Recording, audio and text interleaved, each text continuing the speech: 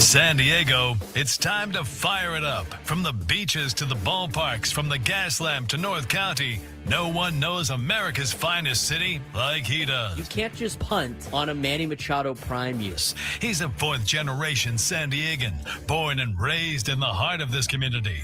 Passionate, opinionated, and always bringing you the real talk on your teams, your city, and everything in between. Braden totally knows his stuff. He's ready for the next step. That guy is good. Live and local, it's the Braden Surprenant Show. But I think Braden's one of the up-and-coming young stars in the media game in San Diego. Now, here's your host, Braden Surprenant. What's up, San Diego? And a happy Wednesday to everybody out there in America's finest city. I'm Braden Surprenant. He's Frank Marchese. We are the Braden Surprenant Show, live and local each every day from 10 to 2 on San Diego's number one sports station, 97.3 The Fan. We got a lot to talk about in the sports world in San Diego. Yes, in February. Can't believe it. By the way, you would even know it's February based on the weather outside. It's beautiful, unless you're Frank, because he likes the wintertime or something. It's 75 degrees already. It's going to be a high of 84 today in America's finest city.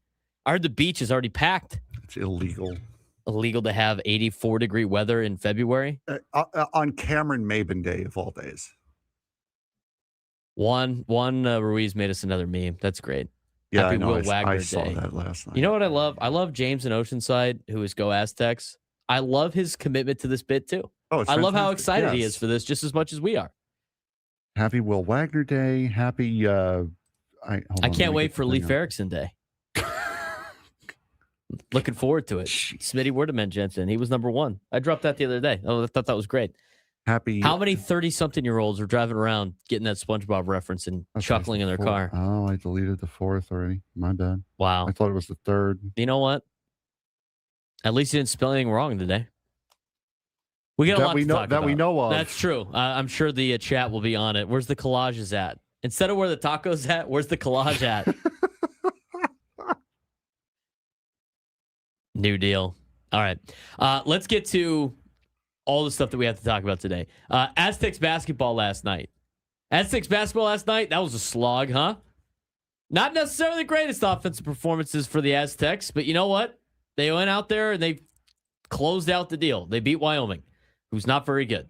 And they had to do it with their starters of Miles Heide and Jeremiah Odin and Reese Dixon-Waters, BJ Davis, Miles Bird. They're missing multiple players right now. And yeah, if you want to be like the diehard Aztec fan like Sam Fleming is in the chat and talk about how winning is hard. Yeah, winning is hard, but it is Wyoming. Winning are hard. It is Wyoming, and you played them at home. But the reality of the situation is the Aztecs don't have a lot of, they're missing 40% of their starters. Now, Reese Dixon-Waters actually played last night after he had a little bit of an ankle problem in the game against Utah State, where he wasn't really the same. But I tell you what, at least he went out there and played, and he dropped 23 points last night. So that was a positive sign. But you had no Magoon Guath. You had no LZ Harrington. You had to go out there with, the depth that you have talked about for so long. And you look at the game last night, 23 points. Reese Dixon-Waters, 12 points. Miles Bird. Those are the two players that are going to have to carry the team until Magoon comes back and until LZ Harrington's out of his walking boot. Those are the players that really need to make the stride for the Aztecs. But overall, good win. They were able to beat Wyoming. It wasn't pretty, but they won. And at this point in time, as we talked about yesterday, and as we've talked about on our updates that you'll see, the Aztecs need to make it through these next 5 games, now next 4, unscathed, and then go 2-1 in the 3 quad 1 games. And then at that point, they don't have to really worry about the Mountain West tournament. They probably have to win at least 1 game still. But if you want to be in conversation to win the Mountain West Conference outright at the end of the regular season, these next 4 games for the Aztecs are very important. They're against lower level competition, and the 2 teams that are good that are in these next 4, you get to play at home. They got to go play Air Force coming up on Saturday. So that's going to be a game that's, again, a slog of a game. Air Force is not good. We've talked about them in the past. We talked about what they have to deal with in this era of NIL and the fact that they can't pay any players. I mean, they're not a good basketball team. Aztecs need to dominate. Aztecs need to dominate. As of right now, they're 45 in the net. They're 1-4 in quad 1 games. They're 3-1 in quad 2. They're 6-1 in quad 3, and they're perfect 5-0 in quad 4. Looking at the next 4 games on the list, at Air Force on Saturday. Then they got Nevada and Grand Canyon at home. That's an important home stretch where the crowd needs to get into it. And then a tough road trip at Colorado State, but a team that you were able to handle here at Viejas Arena. And then after that, you got the 3 games that are the most important on your schedule to make the NCAA tournament: Utah State, at New Mexico, and at Boise State. Defense played well last night. Wyoming again is 103 in the net. They're not very good. So I'm sure the Aztecs probably lost a little bit on their metrics, but overall, you need to win those games. Let's talk about San Diego FC. San Diego FC, that looks like they're going to be fine, Frank. San Diego FC. Yeah, they're going to be all right. They're going to be okay. Again, the whole purpose of the conversation that we had yesterday is that San Diego FC and how they come into the season, this is a year that's last year wasn't a fluke and we caught everybody by surprise. We are an established soccer team. We are going to be a team that's competing year in and year out. We are going to be a team that is near the top of the MLS. And yes, it's fun to win tournaments. And yes, this tournament is fun and important for San Diego FC from a international standpoint. But if they were to get smacked last night, which they didn't, there was going to be no need for panic, which was the whole point of the conversation.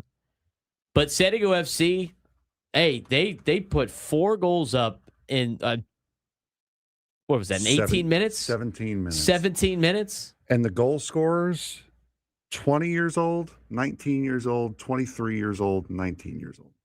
Yeah, phenomenal. A youth explosion on the pitch last night.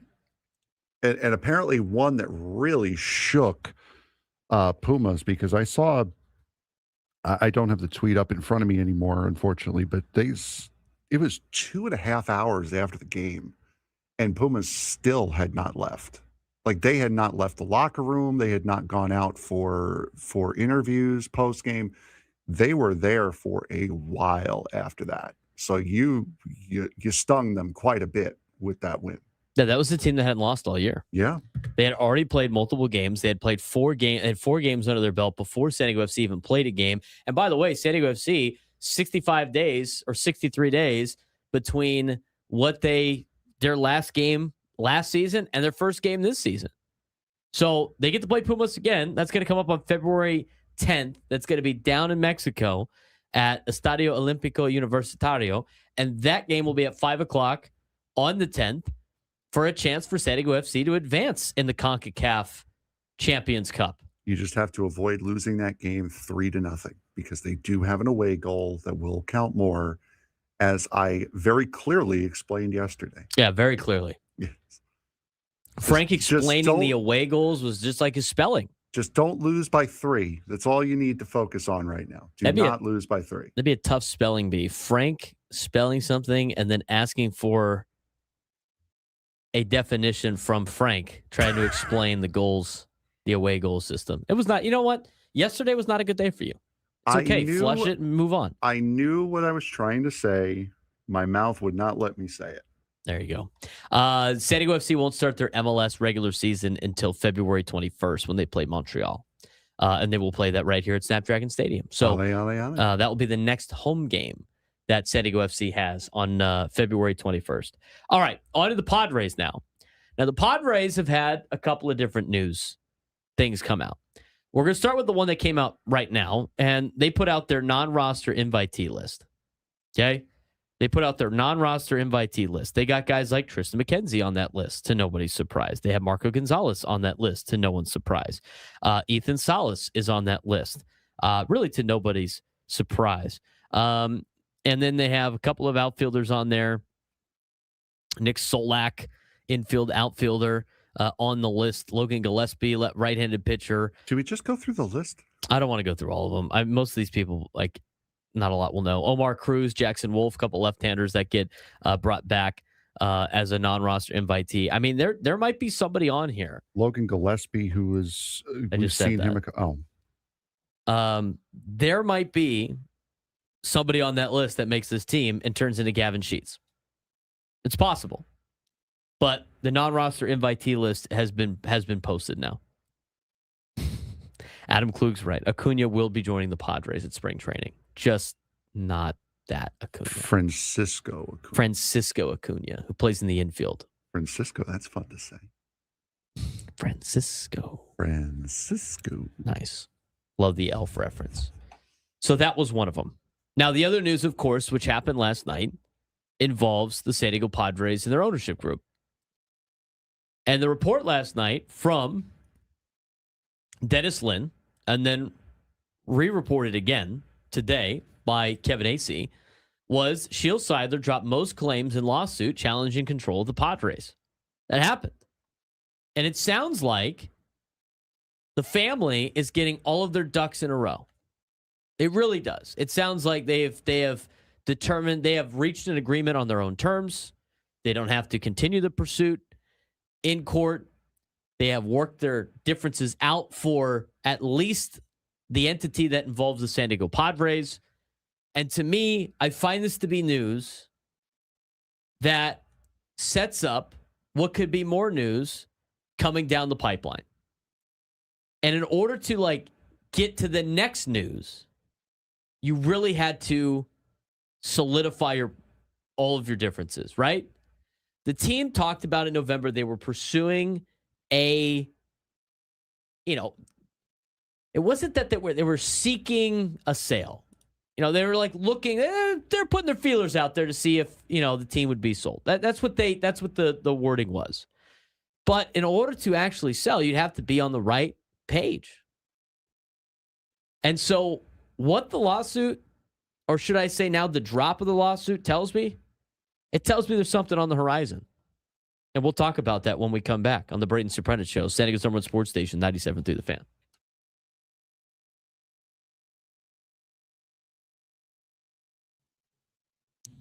College football playoffs stuck at 12 teams in 2026, and the power struggle is the real story. Despite all 10 conference commissioners and Notre Dame preferring playoff expansion, the college football playoff will remain at 12 teams in 2026. As we mentioned before, the official explanation is that another year of evaluation is needed. Sure. The explanation is widely viewed as cover, not cause. The real reason, the Big Ten versus the SEC. Nearly 2 years ago, the Big Ten and the SEC seized full control over the future of the college football playoff format. They demanded authority, received it, and now they can't agree on what to do with it. The Big Ten wants a 24-team playoff, multiple automatic bids for power conferences, and play-in games. The SEC wants 16-team playoff, 5 automatic bids for conference champions, and 11 at-large teams. The remaining 8 conferences overwhelmingly support the SEC's 16-team model, but they no longer have a vote. The result, total control, zero progress, and industry sentiment is blunt. They wrestled the power away and fumbled it. It's disgusting, this ego-driven gridlock. I couldn't agree more with those conversations. I'm a big component of the 2014 playoff. I know you've heard me rant about this multiple times. Both conferences have their own agendas. Neither conference wants to give up their power. They think they run college football, and instead of making progress and advancing with everybody, they're just doing their own thing. This sounds a lot like politics. If this happens again next year, if I'm the NCAA, I'm looking at the Big 12 and the ACC going, all right, they can't figure it out. What do you guys want to do? Yeah, That would be my guess, is if you have 2 power entities that can't figure out what to do under one governing body, I'm sorry, it's up to the governing body to then take control and say, listen, we gotta make a decision here. We gotta make it soon. I don't understand how a 24-team playoff, especially when everybody, including Notre Dame, agreed. I don't understand how it didn't get changed this year. Yeah, well, it's some people are on 16, some are on 24. The Big Ten was like, we'll go to 16 if you agree to go to 24 later. I'm sure there's TV contract policies that are put in there as well as incentives. But they did change some things, and here's what changes. Automatic bids in 2026. All Power 4 conference champions get automatic bids, even if it's ranked outside the top 12. Highest ranked group of 6 team gets an automatic bid, even if they didn't win their conference. Which, by the way, everybody left this meeting had no idea that was in the rules. And Notre Dame automatically gets an at-large bid if it finishes as the top 12. Why is this problematic? Well, if you used the 2025 final college football playoff rankings as a test case for next year, Miami, who made the national championship, wouldn't have even been in the playoff. BYU would have been out. Duke would have been in, who won the ACC unranked. And Tulane would have been in as the highest-ranked group of 6 team, not necessarily a champion, even though they did win their championship. So, yes, top 10 teams could miss the playoff while lower-ranked or unranked teams get in because of automatic qualifiers.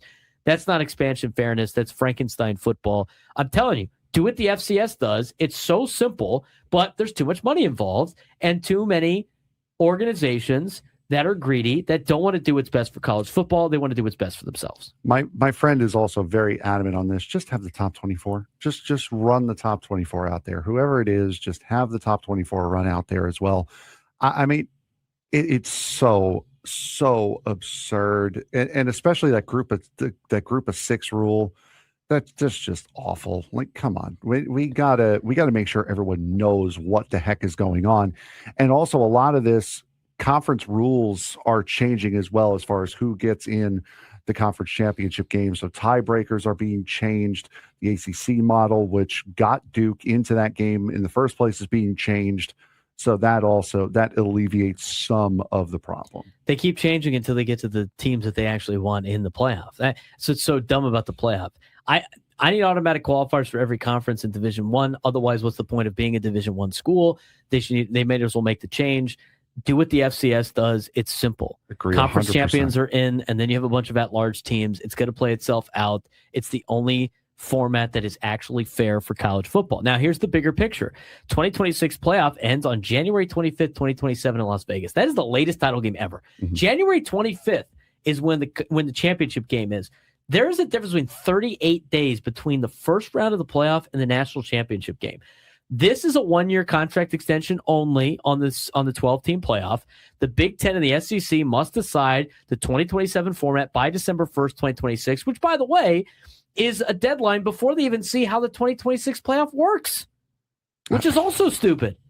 Non-playoff bowls are left hanging. Sponsors face uncertainty. The sport continues drifting towards 2-conference domination, which is not great for the sport. It is great for those 2 conferences, though. We could spend an entire podcast on this, but that is your update on the college football playoff that we got from last week.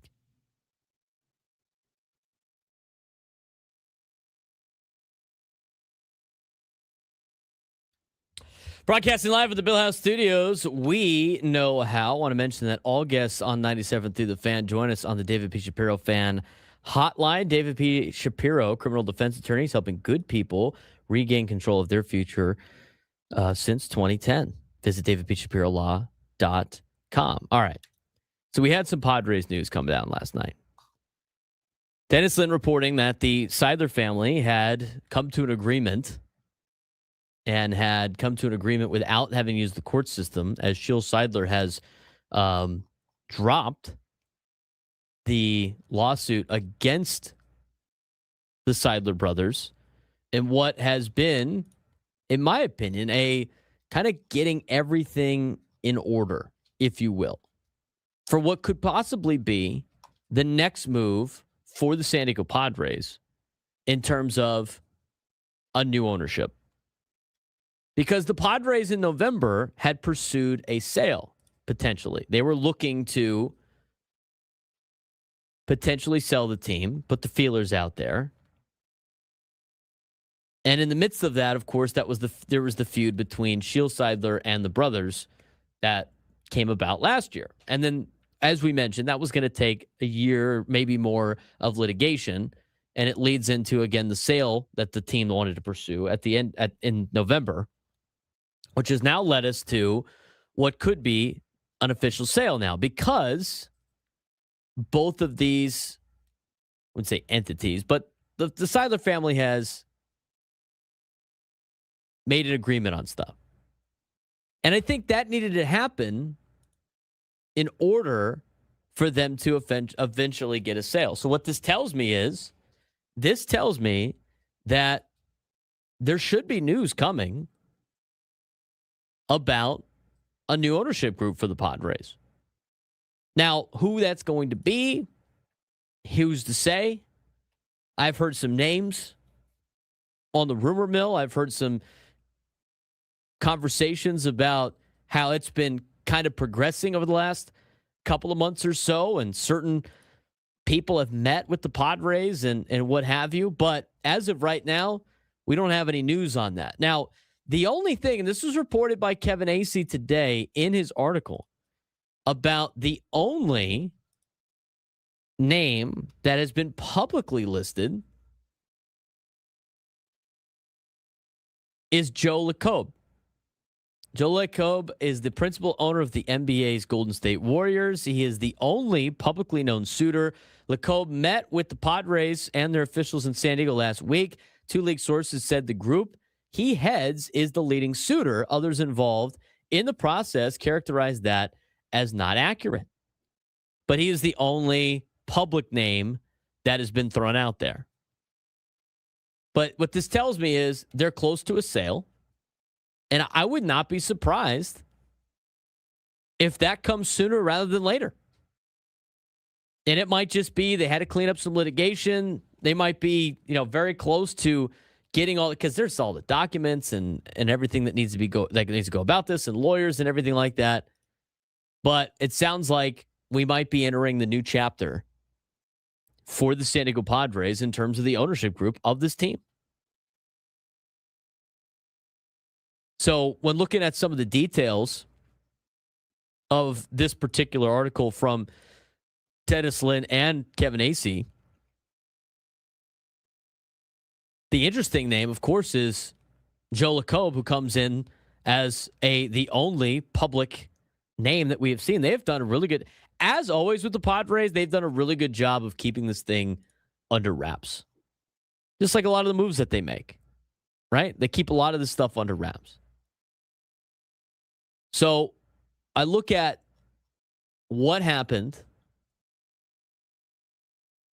with this article from last night, and I just think the next step has to be the sale of a team. So here's exactly what was laid out in the articles yesterday and this morning from Kevin Acee and Dennis Lin. Dennis Lin reported it last night.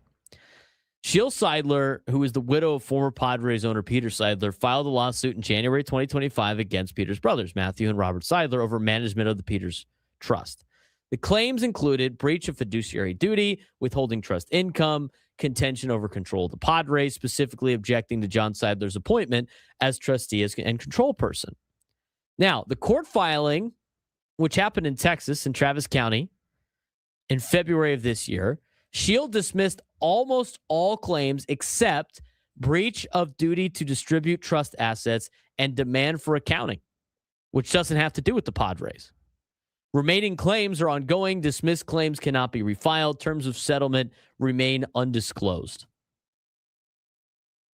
Now, the Padres ownership context. John Seidler, eldest brother, now trustee of Peters Trust and control person of the Padres since 2025.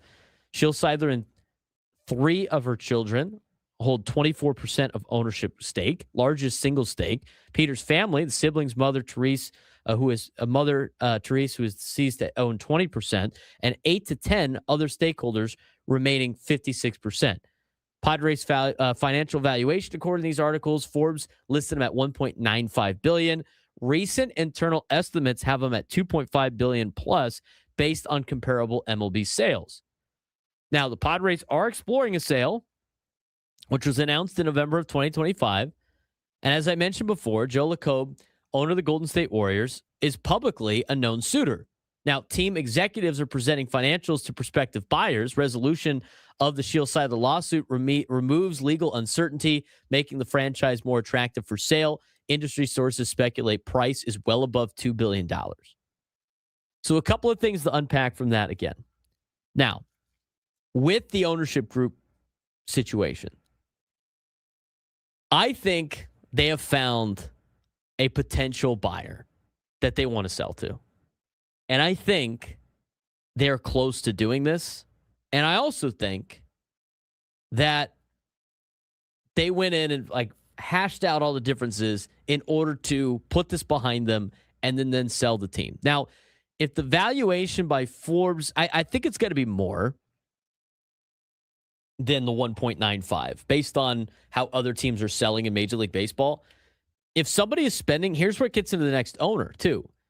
I mean, Joe LaCobe's the only guy that we have known publicly. There might be somebody else out there. There might be a couple suitors out there. Sounds like the Padres find that LaCobe being a leader, they disagree with. So, but that's the only public name that we have. With this and a sale of like $2 billion, the thing that needs to and this is where I'm going with this. The people that buy MLB teams now have to have the money where this isn't their only entity to make money. Like this isn't like before where you get a cheap owner. There's with the prices of teams now, there's no such thing as a cheap owner. There just isn't. The cheap owners are the owners that inherit the team from family members before them who bought the team a long time ago and their only wealth is the team. Those are the cheap owners in professional sports, not the ones that are dropping $2 billion to own a baseball team. So as everybody is sitting here going like, well, Peter Seidler and the Seidler family and this ownership group's the only ownership group in reality, really much one of the only ownership groups during the Padres history to put all this money into the team. The fear is with them leaving, the new owner might not do that. The people that have $2 billion to spend on a sports franchise have the kind of money they're not doing it as like a little investment spot. They're doing it to buy a team to try to win. A lot of these guys want to win. It's like they're bored. This is like something for them to do to entertain them. And as noted, the Padres have said that they want to have whoever runs the new team, live out Peter Seidler's legacy and all that stuff. But here's the other thing too. You know what the new owner's not going to do? The new owner's not going to alienate himself by stripping payroll and flipping the organization. They're also not going to move the team either. I mean, all of these things that always get circled out there for new ownership groups, when you are the new owner, you come in, you want to be loved by the fan base. Otherwise, it's going to get off to a rough start. So I got a feeling that a sale is near. I got a feeling the Padres know who they're selling to. And I got a feeling that we might have more news on that in the next, I don't know, very soon. I would say soon, more than anything else. So interesting stuff last night. But what I do know is I think you could trust in the Padres that they're not leaving. And I think you could trust in the Padres that the new owner is going to continue to spend money. I think they're looking to find that. You don't have to. You don't have to. Potentially, you don't have to fear that the Padres are going to strip down the team, because I don't think that's going to be the case. 833-288-0973, 833-288-0973. And the report about Joe LaCobe was going to, move the team to Oakland or why would you move a team to Oakland and build your own state? You don't have that kind of money. We'll probably get more information on this as it continues. We continue on the Braden Surprenant Show, San Diego State Sports Station 97 through the Fan.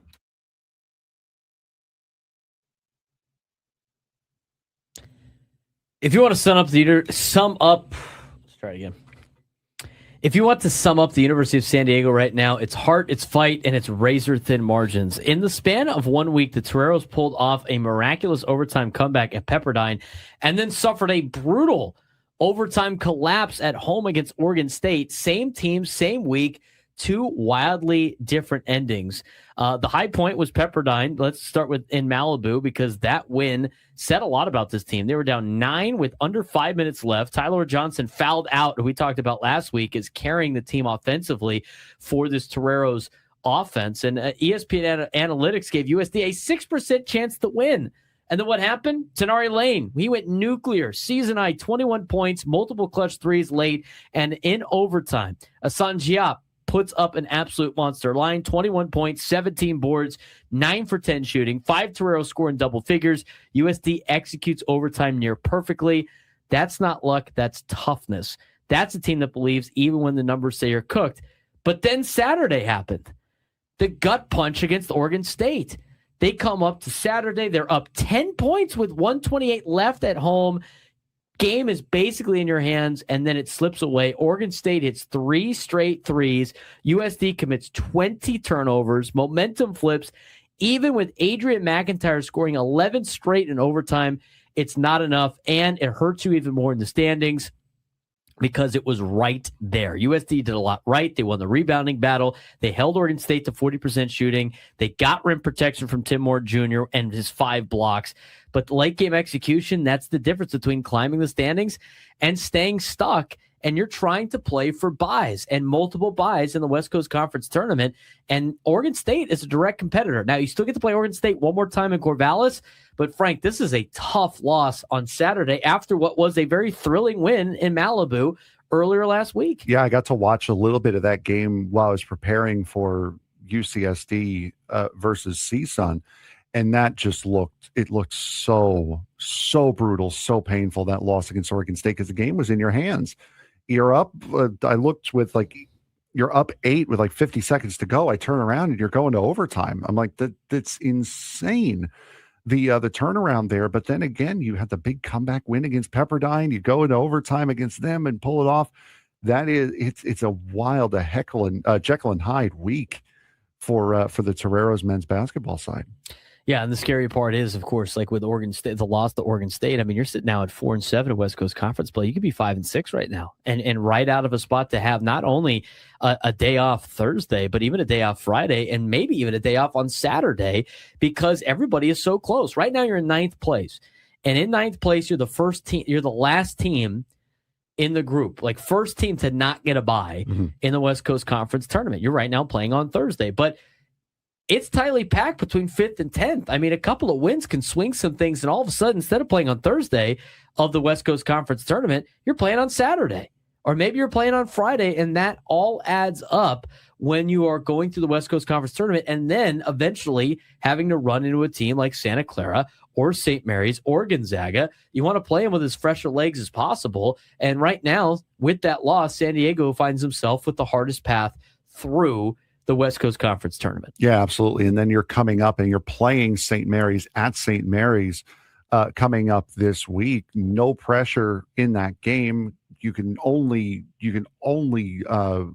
supersede expectations going up against St. Mary's, and it's a great test to try to see what you got for the rest of this conference schedule. Yeah, you only have to play St. Mary's once in conference play. You're knocking off the list. This was one of the games during your remaining games of the season that you expect that they're going to lose, right? From a fan perspective, obviously the team's not thinking that. So a loss up there is not going to kill you. It's a quad 1 game. It's a quad 1 opportunity. St. Mary's is very, very good, but they have to be able to answer after that. They got to play Oregon State well, and then they play the bottom of the schedule. They play LMU twice, who's behind him in the standings, and Portland twice, who's also behind him in the standings. 1 game against USF, 1 game against Oregon State. That is where you make your hay to try to play yourself out of Thursday. Now for women's basketball, they are competing through adversity. They're dealing with a lot of different things in terms of challenges than the men's team. They're trying to survive without key players, but they're still competing. They hung tough at first place Oregon State before shooting dried up. Then at Portland, freshman Olivia Owens dropped a career-high 27 points. USD rebounded its way into the game. Fourth quarter lead slips away. We have seen that time and time again for the women's basketball program, but they're getting better. They're just coming up a little bit short, but they have a chance too to play out of Thursday with the way that the standings are. Yeah, absolutely. I mean, it's a fighting team. This is a group of fighters rebounding with the best teams in the West Coast Conference, young players growing up fast under a first-year head coach. So now they get the chance to play some home games, and it really matters being able to come home to the Jenny Craig Pavilion and get some games in front of your home crowd. They're so close, and hopefully next week we're talking about more wins when it comes to San Diego.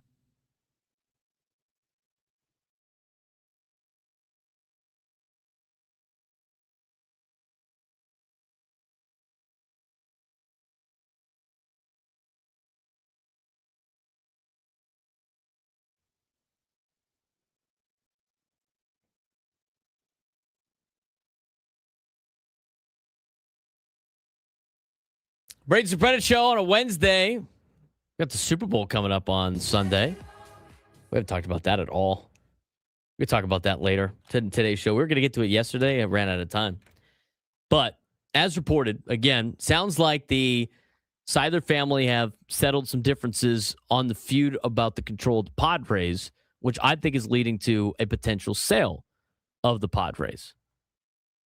So what is that potentially going to look like? Well, according to Kevin Acee, Joe LaCobe has been the only name that has been publicly listed. Sportico has just put out an article about Jose Feliciano and Dan Friedkin, both billionaire owners of Premier League clubs that are interested in buying the Padres, according to multiple people familiar with the process. That's what Sportico is reporting. But from the local reporters, it sounds like Joe LaCobe was the only public name at the time. So I'm sure you're going to get a lot more reports now with entities that might be interested in buying the Padres. I think you're going to get a lot of reports on the Padres selling. I think you're going to get a lot of reports on how this plays out for the San Diego Padres in terms of getting a new ownership group. I think you're going to get a lot of new Padres sell articles and reports and updates because of the fact that I think this is the smoke that shows that there's fire when it comes to the Padres selling. Now, it's interesting to see like how this could potentially lead to the Padres with a new ownership group. I think at this point, and with some of the names that are now being listed as they're now starting to come out because I think the Padres are close to selling. The names of the people that are potentially in line to buy the Padres have a ton of money because you have to be that type of person and have that kind of wealth in order to buy a professional franchise in this day and age. And it's going to completely lock out a lot of people that would be, as a lot of fans dislike, cheap owners. I think they're priced out. I think you're going to only get people that are serious about running a franchise at a high level, especially with the asking price of $2.5 billion. I mean, the names of some of the people that are now starting to trickle out are guys that and groups that have a lot of money. And with that, that's a lot of money to spend. And the other thing, too, it makes no logical sense to pay $2 billion for an asset and then strip it down for parts and then lose hundreds of millions immediately. Sam is on it in the chat. It's 100% true. That makes no business sense. And the other thing about this is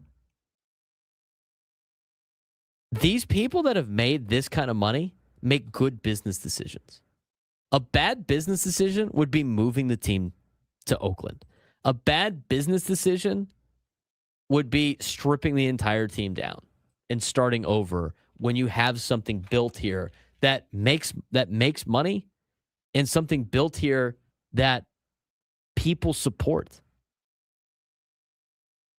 They might change some things on the margins, but I'm telling you, I think this is going to be a good thing for the San Diego Padres. And I think the Seidler family is the group that got the Padres to that next level. 833-288-0973, 833-288-0973. Let's get out to Kevin in Chula Vista once away. And Kevin, what's going on? Yeah, thanks, Braden. Interesting developments today, no doubt about it. You know, who knows what's going on behind the scenes? I think you hit the nail on the head. The Padres do a fantastic job at keeping secrets. They should teach the government a thing or two, frankly. So having said that, my hope is that if it is possible for any kind of clause in a new ownership agreement that comes along would in fact somehow protect and cement the Padres here to San Diego and leave no doubt that they're going to stay here. And I'm not sold on this Oakland thing. A owner could come in here. There are a number of cities, as you well know, aching for a Major League Baseball team and will do practically anything to get one. That's my concern. It's not Oakland. It's all of the others. So I don't know if that's possible. Maybe some of the legal beagles that are out there can weigh in on this, but I just want to see the franchise in the city protected for as long as possible under whatever legal circumstances are necessary to cement them here. And that will then, I think, take away a lot of concerns about not just Oakland, but there's a lot of other cities out there that are looking for baseball teams. So that's it in a nutshell. And then I'll finish up with this. I think trying to connect the dots here, this is why we don't see a contract for AJ at this point. And yeah, I didn't believe for 1 second anything that AJ said the other day. I think there's plenty of time and was plenty of time to negotiate an agreement from the day that the season ended right up until the winter baseball meetings. We were told something was imminent. It never happened.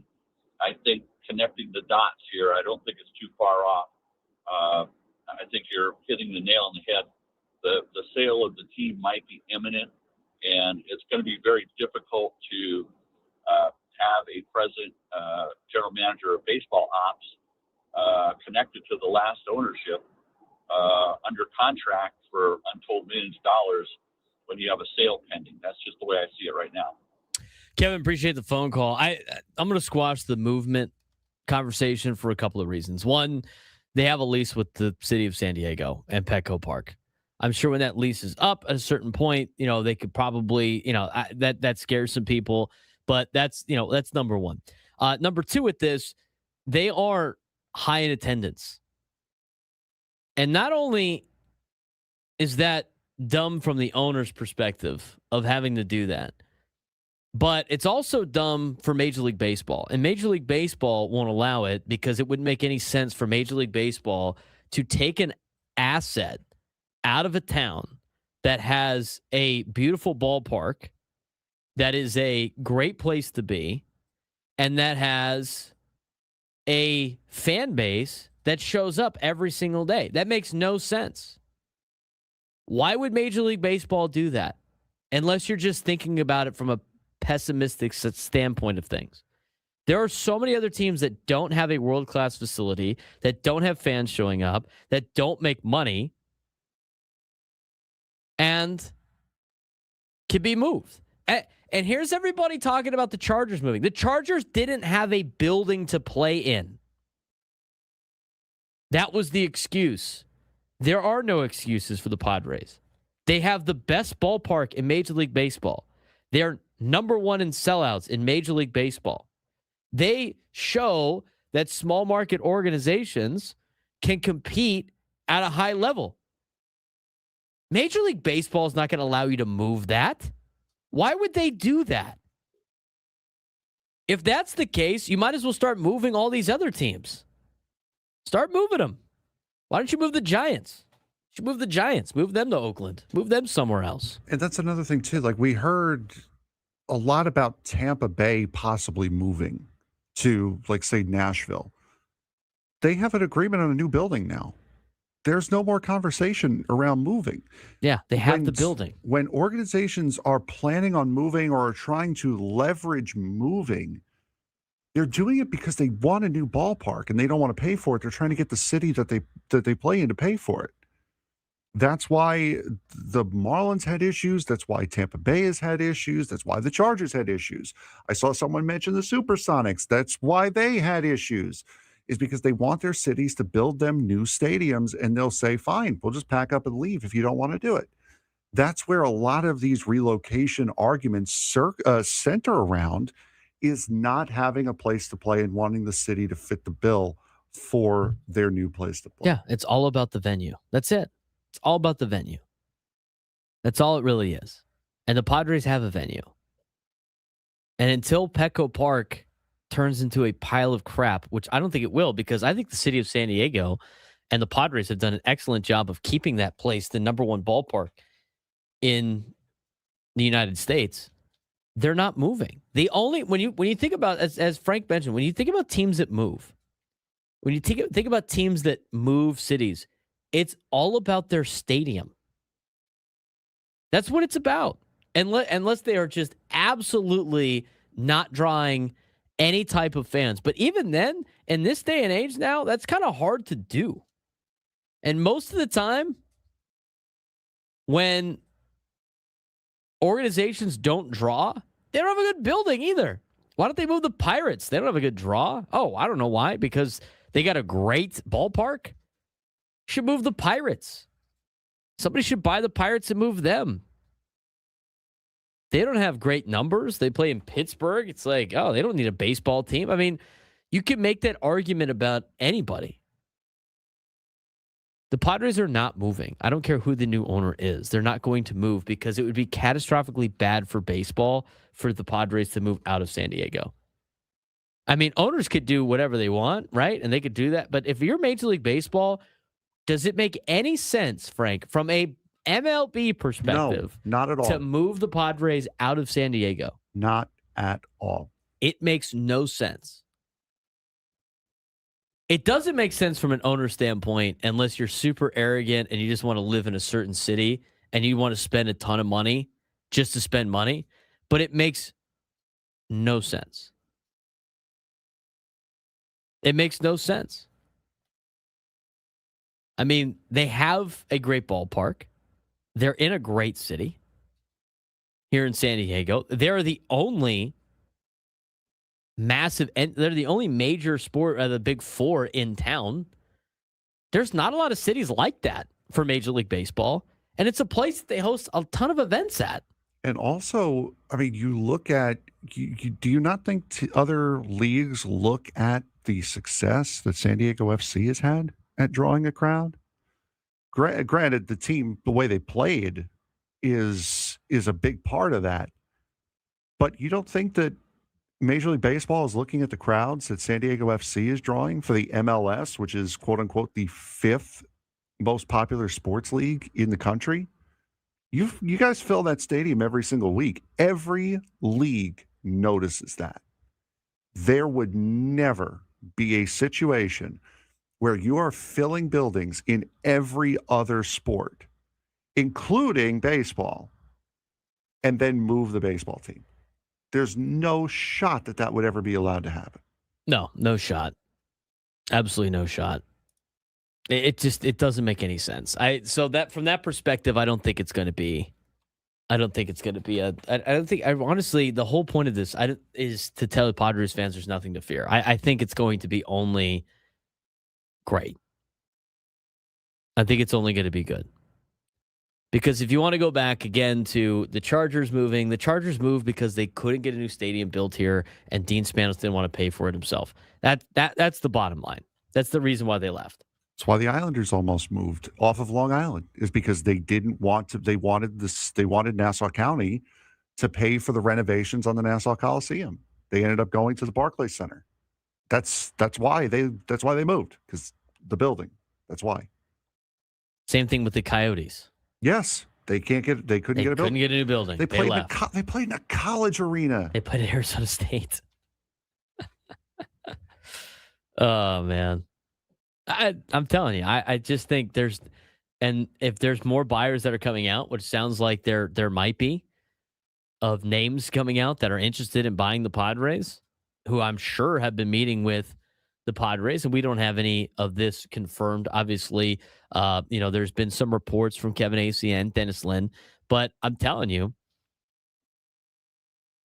it's only going to be good coming out of this, I think, because you're getting to a point now in sports where buying a team costs a lot of money, and the ones that do it are serious about winning.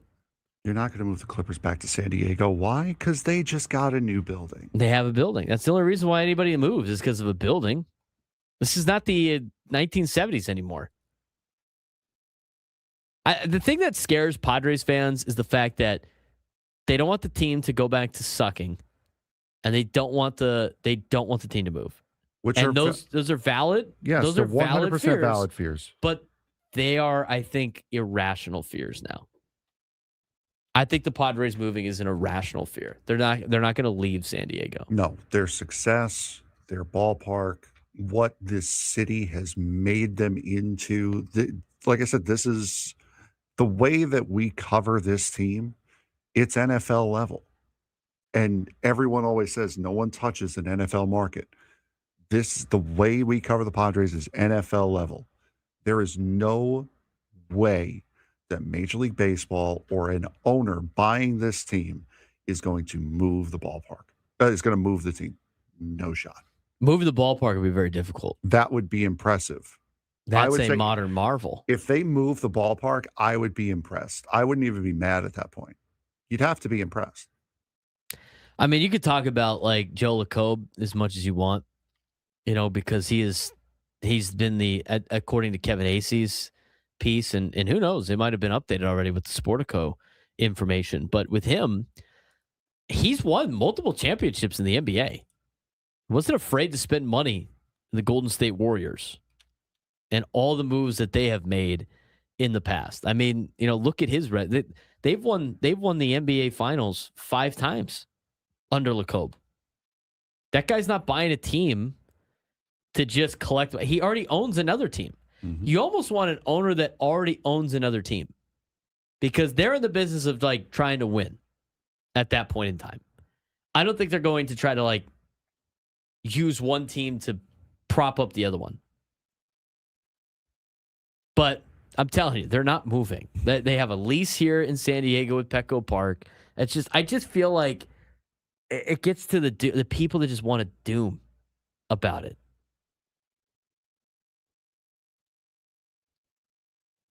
So I'm telling you, there's a lot of irrational fear with this. But the whole conversation about this was, I think the Padres are about to sell because they got all their outside dealings taken care of.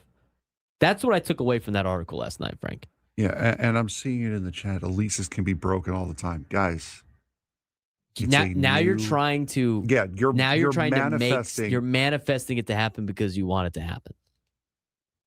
You so don't want it to happen, but you want it to happen to show that you're right and you want to be miserable. That's not what we're doing here. No, we're being realistic here. There is no world with the Padres on the trajectory that they are on, with the quality of their team, the ballpark, which there have been no qualms about. They're not talking about getting a new one. They're not talking about moving. There is absolutely no pretense to this other than an article that was written because someone needed to write an article. There is no pretense to a move, period. Owners don't care about San Diego, but they care about Nashville. You know what I'm saying? It doesn't make any sense. The funny thing is, every argument that somebody has put in the chat of why it's possible the Padres can move is every argument that you can say the Chargers should just move back to San Diego. It's all the same stuff. Again, there's no pretense to this. Someone threw it out there because they were trying to get attention, and now it's taken off. It's taken off playing on the fears of what San Diego fans had with the Chargers. Yeah, That's all it is. Stop it. Someone threw out an idea out of thin air because they needed something for an article deadline. Again, and all the arguments that people are bringing up don't understand that that's all because of a facility. Are we saying Petco Park is not good enough? Is that what we're saying? It's crazy to me, like some of the thought process of some of these comments right now about no, they're not leaving. UCLA just signed a lease and they're backing out of it. No one goes to the Rose Bowl. It's an hour away from campus. It's a stadium issue. It's all stadium issues. I remember I said, like, the Chargers, they might be able to, maybe they can move down to San Diego, whatever. Remember what the first person said? They have a lease that they signed. That lease is $1. And now the conversation is like, leases can be broken. Stop it. I'm arguing the wall. They're not going to move to it. What bigger market needs a baseball team right now? I'm telling you, it's not. There's no Major League Baseball is not going to allow it. Off and then Salt Lake City for you. Yeah, exactly. Because Salt Lake City is a bigger market than San Diego. Give me a break. It's the people that were burned by the Chargers and now freaking out about a new ownership sale. We have to change gears on this. We've talked about this too long. People are freaking out. Let's talk about the 30 teams in 30 days. We got the Red Sox guy on.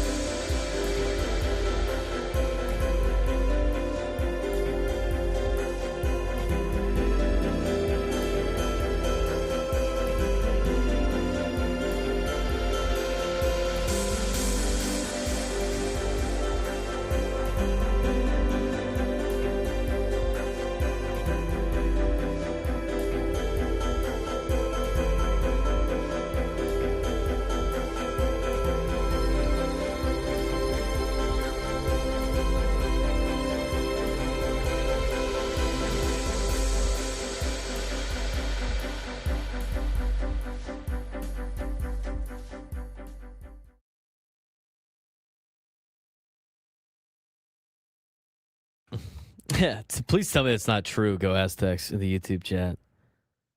Hot stove. We might have to address that later.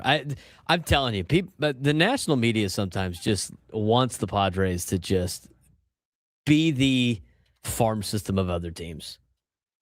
Trade Tatis Machado. Are you kidding me, dude? Just enough.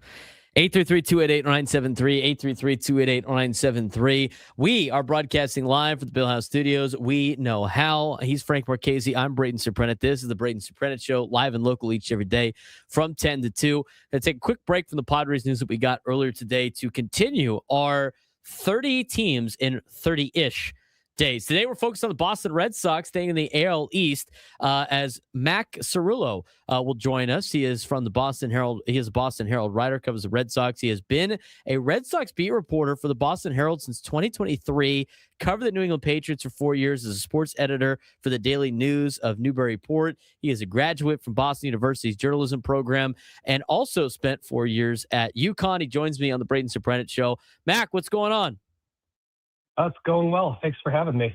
Yeah, thanks again for taking the time. We really appreciate it. Let's talk about the Boston Red Sox a little bit, a place that the Padres will be visiting coming up in the first weekend of April to do their, be part of their their interleague games. But let's talk about the Red Sox and kind of the offseason that they had, invested in their starting rotation a little bit, built it up. But overall, how do you think the Boston Red Sox handled a lot of the holes that they needed to fix before going into the 2026 season? So it's interesting. I would say that they've certainly had an active offseason, and I would say that it's incomplete. This team still has some clear needs, some clear log jams they have to clear. And all things considered, I do think this year's team should be well positioned to compete for a playoff berth this year.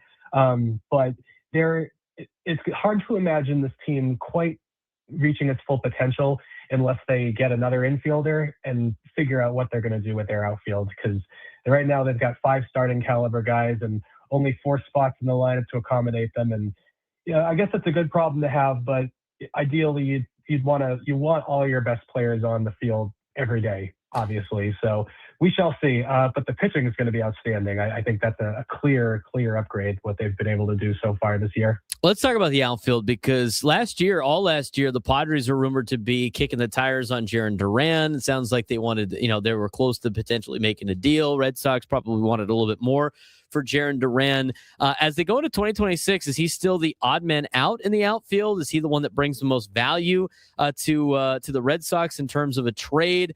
How do you think this outfield is going to play out during spring training? And, who's the odd man out right now in the outfield?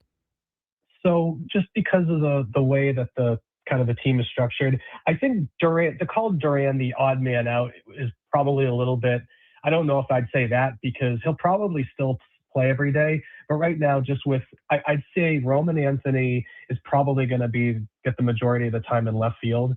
Cedar Rafaela and Wilyer Abreu were both Gold Glove winners at center and right field, respectively. So I would think Duran will probably play at DH a lot, which would make Masataka Yoshida that he would, if anybody, be the odd man out, which is a problem because, Yoshida is best used as a DH, an everyday DH. His skill set does not lend itself well to coming off the bench, especially when 4 of your 5 outfielders are lefty. So, not giving you much defensively, not much on the base paths. You can't like pinch hit him for a platoon advantage. So that's not ideal. As far as Duran goes, he's certainly going to have a lot of value on the trade market. So the Red Sox are smart to be holding out for a good deal. The same could be said, frankly, for Wilyer Abreu. They both have at least 3 years of team control. Duran, I believe, is 3 and Abreu is 4. And that's valuable.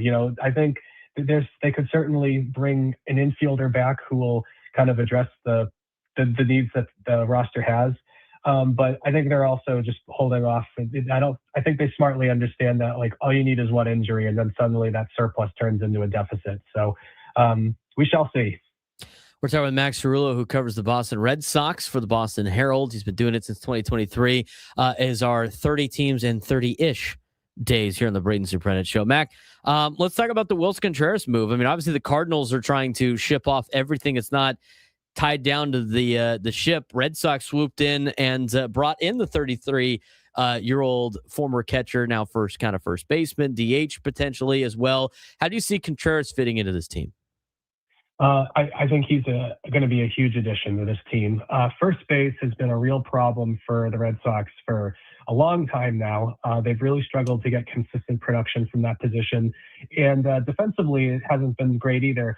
Contreras will help with both.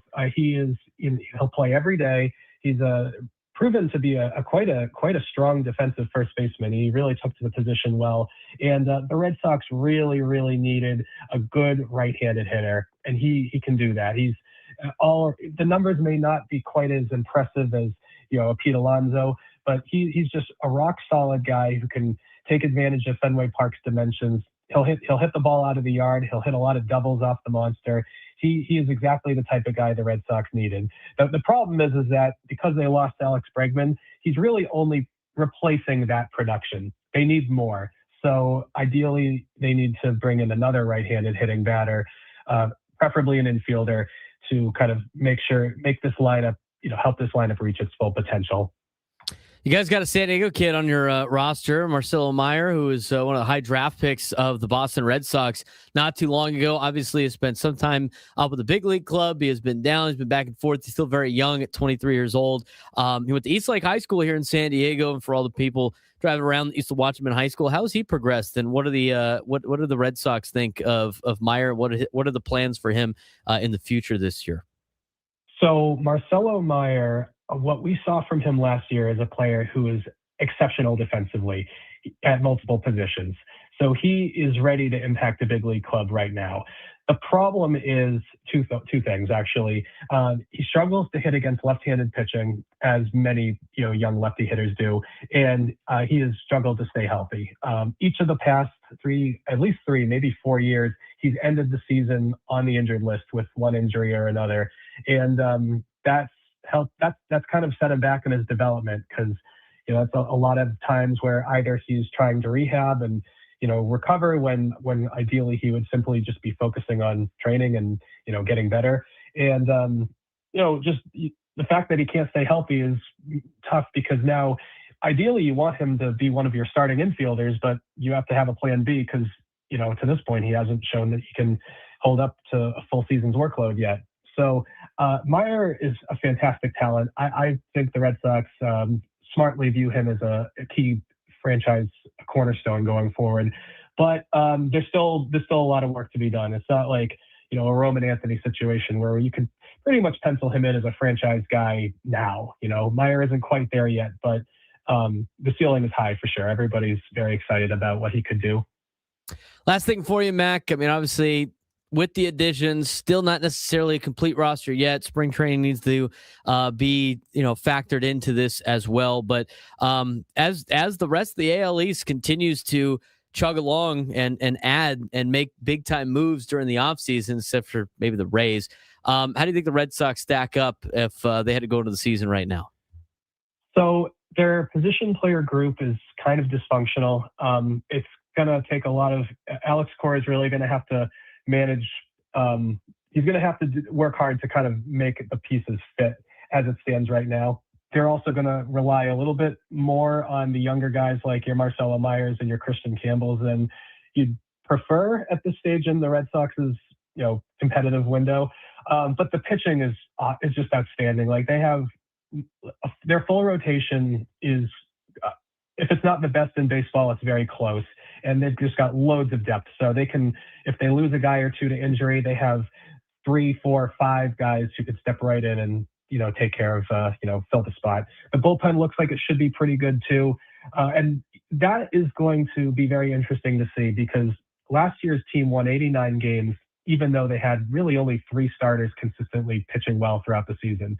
So, I think the Orioles are sort of a popular pick to make a big step forward, but I think the Red Sox pitching is miles better than theirs. So, the Yankees are still going to be good. The Blue Jays should obviously be considered the team to beat after, the season they had last year and the offseason that they've put together. But the Red Sox have done a good job, and if they can make 1 or 2 moves to sort of make the pieces really fit together, they could really have a chance to compete for a championship this year. Mac, appreciate the time. Look forward to talking to you probably the first weekend of April as the Boston Red Sox host the San Diego Padres. Look forward to it then. Of course. Thanks for having me.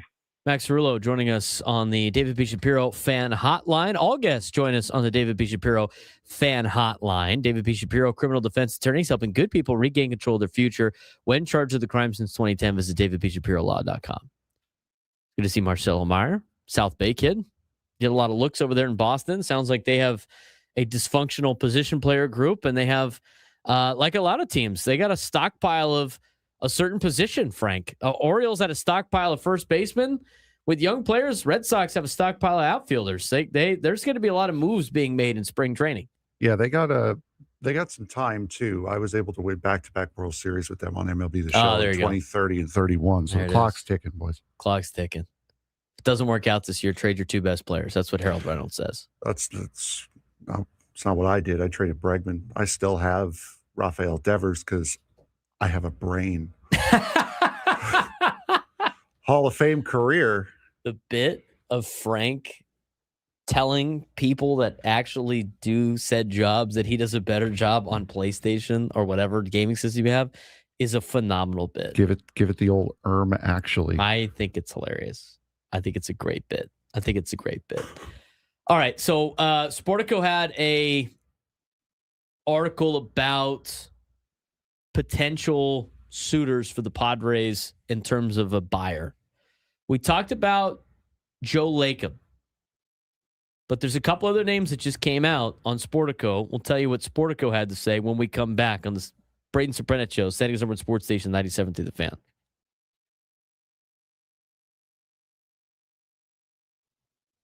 Coming down in 3, 2, 1.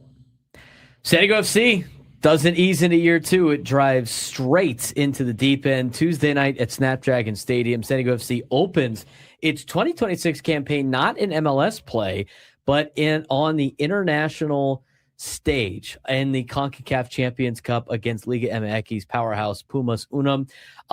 This is where year two begins. Turnaround of a season, obviously, for San Diego FC in their first ever year.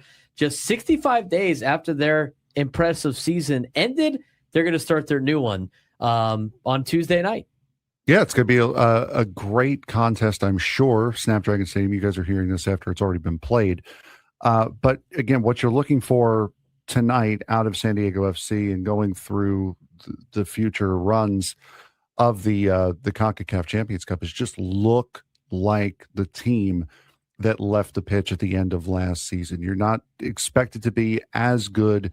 That was such a high bar to maintain. You're just looking to be roughly where you were at the end of last season as far as competitiveness is concerned. I think that would be a big win regardless of the score. And they're doing this obviously with the momentum of one of the most successful expansion seasons the MLS has ever seen. 63 points, 19 wins, first place in the Western Conference, one win away from an MLS Cup.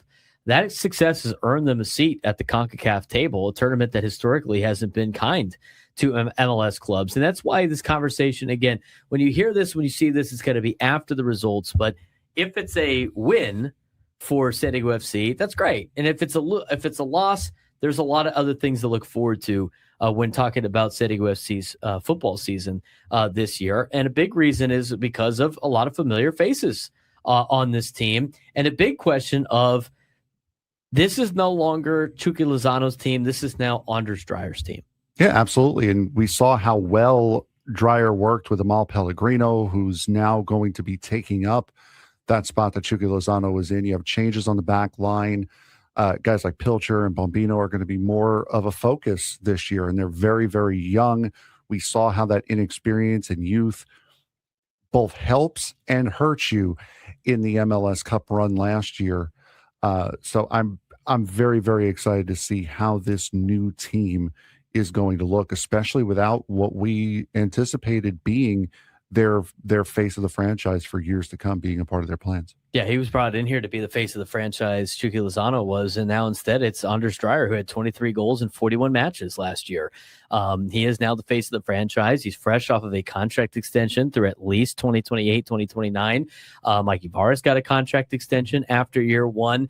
And it looks like they have finally solidified who they want to build their team around. And it kept a lot of the same players from last year. Cisniega is back in goal for San Diego FC. Ian Pilcher, as you mentioned, anchoring the back end. And then, of course, Anders Dreyer leading the attack. You know, as Anders Dreyer rose, the unfortunate truth is, and the very uncomfortable subplot was Chucky Lozano started to fade.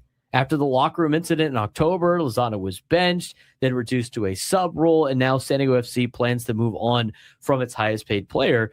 Very much a culture shift and not just a roster move when you think about Mikey Varas getting the contract extension, Anders Dreyer getting the contract extension, and then the verbal confirmation that Chucky Lozano is not going to be part of the future plans. Yeah, exactly. And also, Lozano got hurt at the beginning of the year, missed a couple weeks with, I believe it was a hamstring injury. So that obviously didn't help him either. May have been dealing with that for much of the season. But yeah, this is a club that is clearly, and this is how you know San Diego FC is set for long-term success, because they had a plan. That plan didn't work out, and they were quickly able to adjust and quickly able to pivot away from that plan without staying with it too long and just letting it bury the team. So the foundation is here for a long-term successful run here. The match on Tuesday again against Pumas UNAM is a match that is in the CONCACAF Champions Cup. And with this will be two games that will be played between San Diego FC and Pumas UNAM, one here in the United States, one down in Mexico. And it has different rules. I mean, it has the aggregate now. This is the first time that this team will deal with the aggregate. Plus, they have goals that count more when they're on the road. So whatever happens in the game on Tuesday, San Diego FC has an opportunity to still advance in their next game against Pumas UNAM when they go back down to Mexico. And this is kind of the fun part of being able to, you know, after having a great season that they had last year, now you get to play at the international stage. Next week, we'll talk more about San Diego FC, but it's good that they're back in action. All right, that'll work. And recording.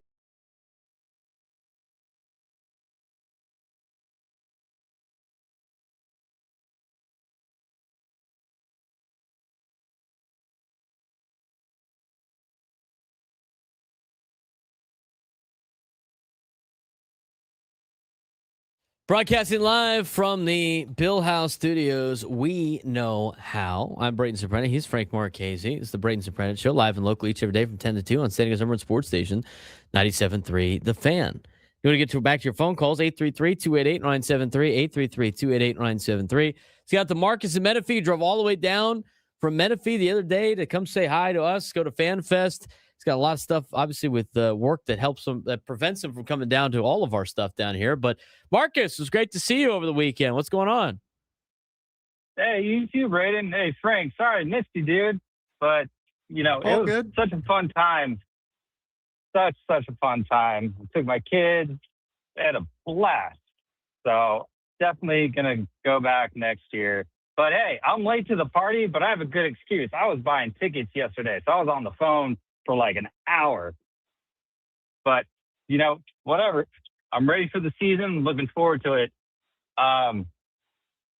But so you know how we're team bogey in this spot. That's right. It's the team Bogarts. I think we should be team Vasquez as well, because I think he's going to have a really good season, especially since Darvish is going to be, you know, kind of that extra coach off to the side, and then with Stammen being the manager, I think he's going to have a really good season, and he'll be pitching into the sixth, maybe the seventh inning.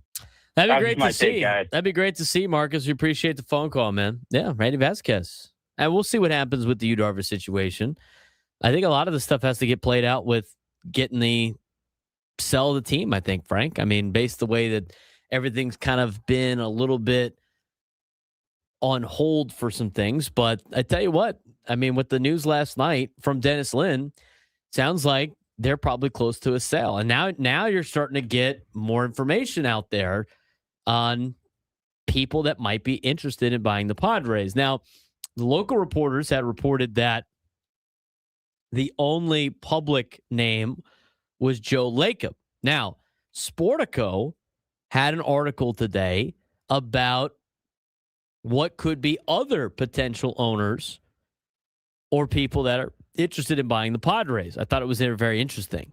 Again, this is according to Sportico. It's not anything that we know or anything like that, but this is according to Sportico and what they have reported. They have reported that two billionaire English Premier League owners, along with NBA ownership, Lacob, are among the leading candidates to purchase the San Diego Padres, whose sale could set a new benchmark for MLB valuations. Potential buyers, as listed in Sportico. Again, being reported by Sportico. Dan Friedkin. Dan Friedkin is the owner of Everton and AS Roma in the EPL and Serie A through Pursuit Sports. Friedkin is worth $10 billion. Houston-based businesses spans automobiles, luxury hospitality, and sports. Is that his business where he made his money? And he has explored ownership stakes in the NHL and the NBA before. He is rumored to be a potential buyer of the Padres. Then there's Jose E.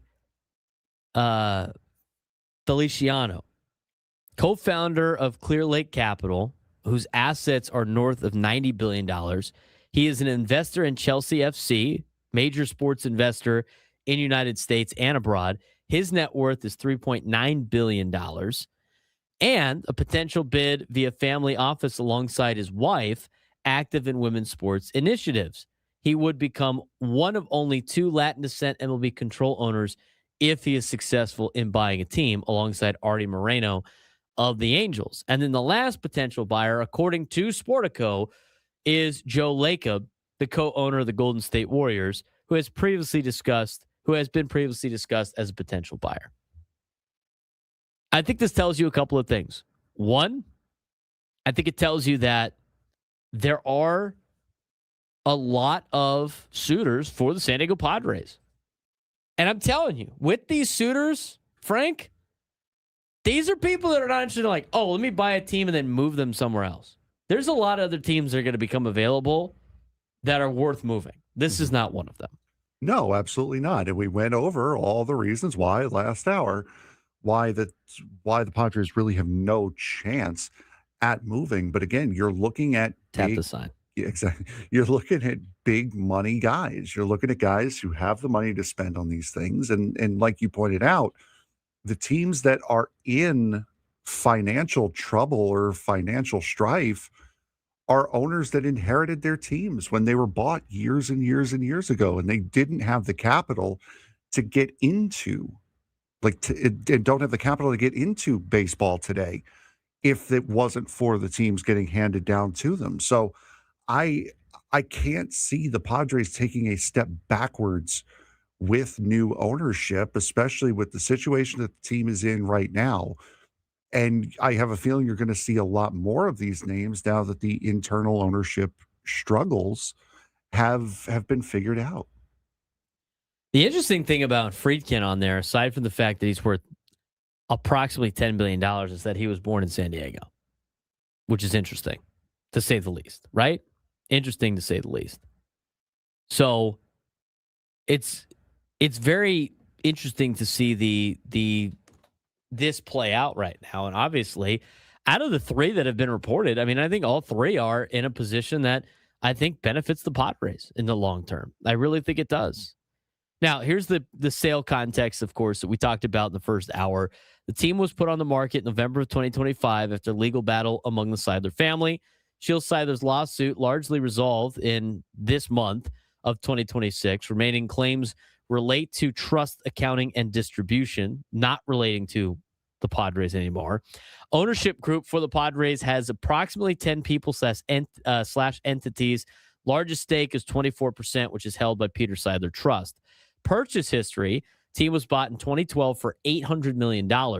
Current valuation, according to Sportico this year, $2.31 billion, which is up 14% from the prior year. And the attendance for the Padres is second best in Major League Baseball at 3.44 million people. Revenue, according to Sportico on this deal, is north of $500 million in 2025. You'll never know that. Books are not open. Record MLB sale was $2.42 billion a couple of years ago when Steve Cohen bought the Mets.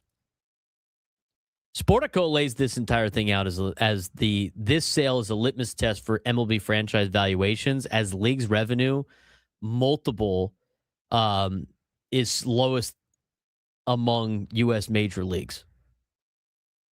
MLB clubs widely considered undervalued relative to potential value in terms of this industry. Strategic notes, potential structural changes may increase franchise valuations. Sale could set precedent for future MLB deals.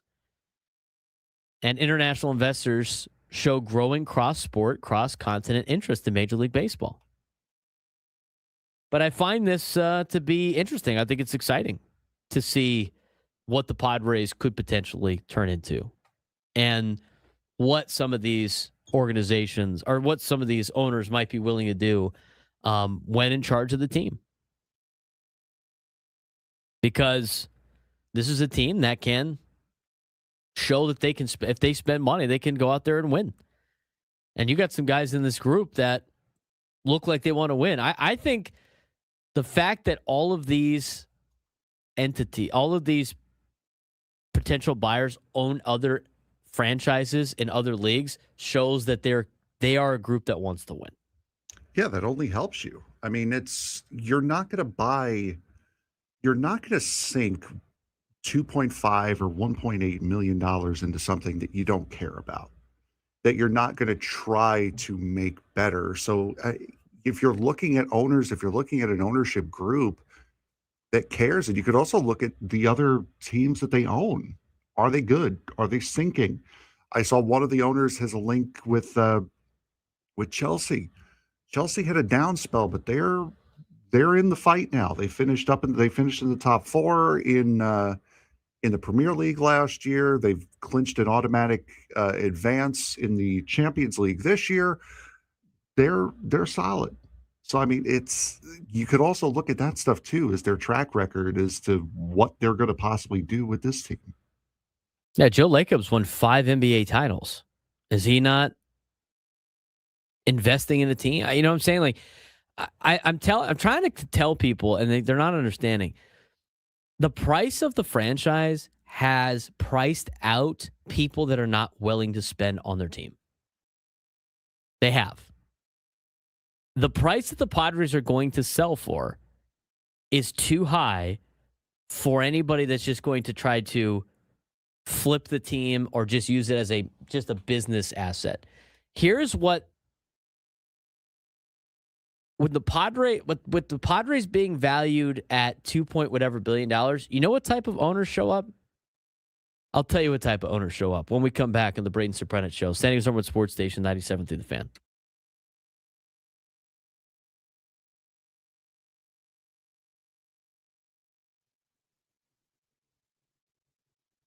This week is the NBA trade deadline, and before they get to the NBA trade deadline, the league has been kind of quiet, and that's exactly why everybody thinks it's about to explode.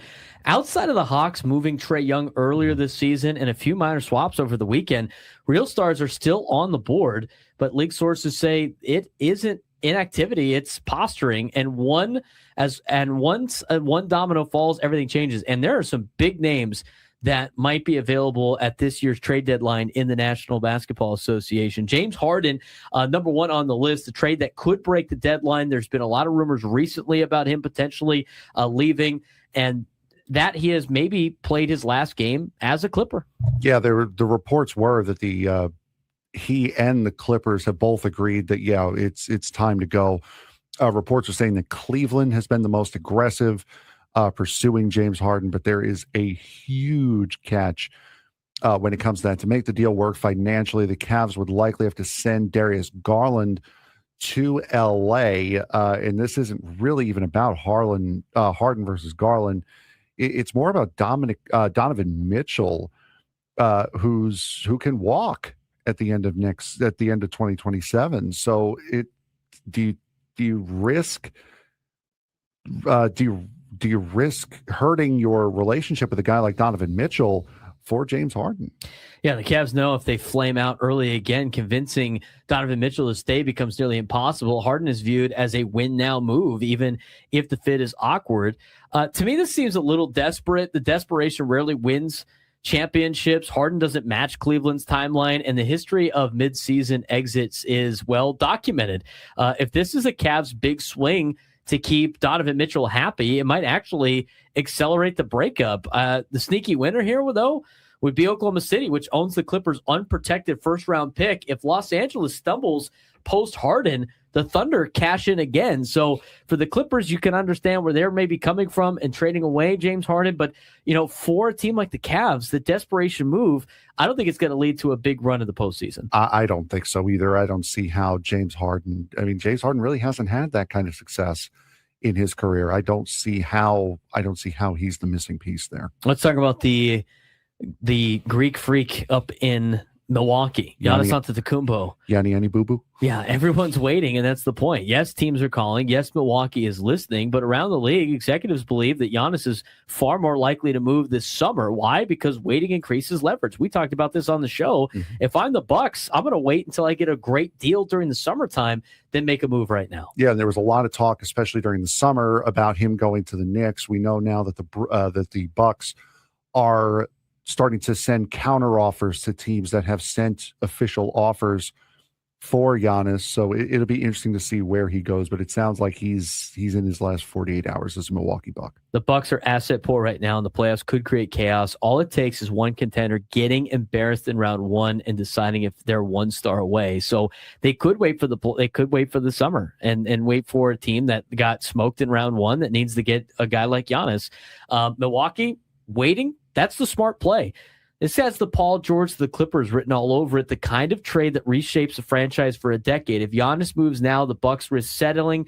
If they wait, the bidding war gets ugly, but in a good way for Milwaukee. And a team to watch, Golden State. Steph Curry's window is closing, and the Warriors feel urgency that other teams don't. Yeah, especially for a guy like Steph Curry. He's won championships before. It would be nice to get him another one as we start to see the end of his career coming closer and closer. Anthony Davis, he was traded last year. Yes, he was. Right before this time. Anthony Davis, quiet, but not off the table. He is hurt. Anthony Davis does want to stay in Dallas, and yet his name won't go away. The Mavs initially asked for a king's ransom, multiple first or a premium player, and nobody bid. If Dallas lowers the price to expiring contracts plus one real asset, things could move fast late Wednesday. More likely, though, Dallas trims money elsewhere. Klay Thompson, Daniel Gafford, D'Angelo Russell, pushes the big decisions to the summer. And just like the Giannis Antetokounmpo situation, it might be a more of a summer move for the Mavericks to move Anthony Davis. Yeah, and Dallas with everything as we're entering the year after the Luka Doncic trade. I mean, there are a lot of questions that still need to be asked, and Dallas needs to figure out who they are and what direction they're going in. And I think Anthony Davis is a big key to that. Yeah, they can play the long game. Yes. They're fine playing the long game. There's no reason to rush on an AD trade when you're still figuring out how to build around Kyrie. Plus, you got a 19-year-old in Cooper Flagg that's expected to be and has been one of the best team players in the NBA. Other deadline wildcards, look for the Timberwolves. They've been quietly active. The Celtics already struck early in the trade deadline. Raptors are linked to Sabonis as Sacramento tries to shed salary. And the Pacers, with Halliburton hurt, Indiana might be pre-free agency, adding talent now for a 2026-2027 push. So that's the update on the trade deadline. NBA, about halfway point of the season.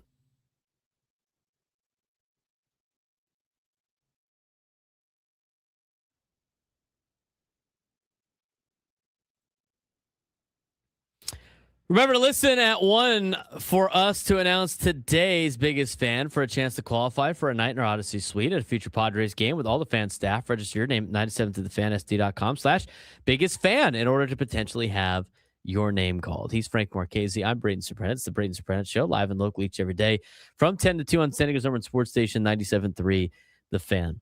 I knew when we did our NBA weekly update yesterday that it was going to be tough this week with the trade deadline. Because I knew as soon as we talked about Harden and AD, they were going to get traded immediately. And, just us poo-pooing the exact trade that ended up happening with Harden in Cleveland. I thought that was going to kind of be a reach for Cleveland. Well, we're going to be talking about it in the sports thread in a minute. So that ends up being the deal. But the Anthony Davis trade, how about Anthony Davis? He barely makes it a year in Dallas. Now he gets stuck going to the Wizards. What place are the Wizards in? The Wizards have been, I'm not even going to speculate. Not going to speculate. Wizards, have they ever been good?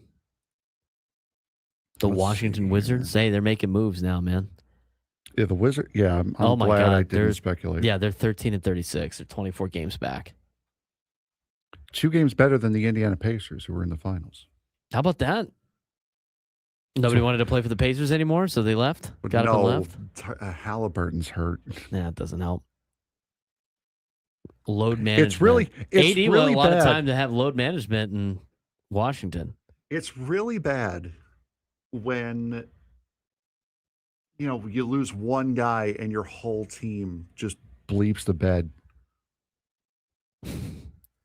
The Mavericks get Chris Middleton, AJ Johnson, Malachi Branham, and Marvin Bagley III, and 2 first-round draft picks and 3 second-rounders.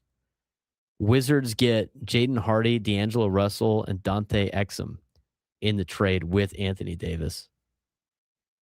The Mavericks have been exploring the market for Davis since former general manager Nico Harrison was fired in early November, a decision made in large part because the fan backlash from last year's trade that sent perennial MVP contender Luka Doncic to the Lakers for a package headlined by Davis. Well, now that this trade is officially done with, how do we think the Mavericks did on trading away Luka? Mavericks they lost the Luka trade. Yes.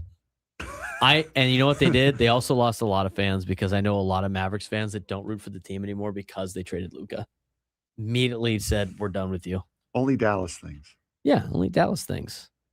They needed, I almost feel like Jerry Jones paid Nico to make the most bonehead move ever just to put the heat off of Jerry Jones, who usually is the general manager in town that makes the worst decisions. Speaking of things that Ben Higgins likes, point differential. Yeah. Yeah, the Wizards have the worst point differential in the NBA and are one of only 2 teams that are averaging less than 10 points scored, compared to points given up. Nice. Only them and the Kings are scoring 10 less points on average than they've given up. I forget the Sacramento Kings exist sometimes. Mm-hmm. Sometimes. And now the Washington Wizards have their first real big name player in quite some time, harkening back to the legendary days of Michael Jordan. Michael Jordan. Legendary Wizard. Yep. Didn't play for any other team ever. Just, legendary Washington Wizard, Michael Jordan. Diehard Wizard. Guy loves the Wizards. And Chicago White Sox, great, Michael Jordan. Charlotte Bobcats, great, Michael Jordan, from a front office standpoint. Hey, the Hornets are a game out of a playoff spot. With Scottie Pippen's Chicago Bulls. Oh man! All right, let's get to what I was talking about. All right, when the price is as high as it might be to buy the Padres, and this is kind of the conversation we've had for most of the day today because of the news we got last night, and then the news we got this morning about potential candidates or potential suitors, if you will, for the team. The team is valued by Forbes at just under $2 billion. Sportico has them just over $2 billion. It sounds like if and when the Padres sell, it's going to be north of $2 billion based on reports. That is a level for a sports franchise where you are not getting the, quote, mom and pop owners anymore. You are now getting people that want to own a team and pump money into it like it's a yacht. Those are the type of people that can afford these teams. It's not the, well, let's swallow a big fish and then try to find ways to make money. No. These are investors that understand they're going to get the biggest return on their investment when they sell the franchise because the valuation's going to go up. And in the meantime, they're going to enjoy their toy. It's a toy, Frank. Owning a Major League Baseball team is owning a toy. And for the people that were listed, Dan Friedkin, who's from San Diego, who is the owner of Everton and AS Roma, and is worth north of $10 million. This is a toy for him if he buys the team. Jose Feliciano, co-founder of Clear Lake Capital, who is an investor in Chelsea FC. He buys the Padres. It's a toy for him. Joe Lacob, the owner of the Golden State Warriors, if he buys the team, it's a toy for him. And then they make their money when they sell. Do you know how much money the Seidler family paid for this, and their group paid for the Padres? $800 million. They're about to sell it for north of $2 billion. They've had the team for what? Just over 10 years? 11, 12 years? Whatever it may be. You get your money back when you sell at the end.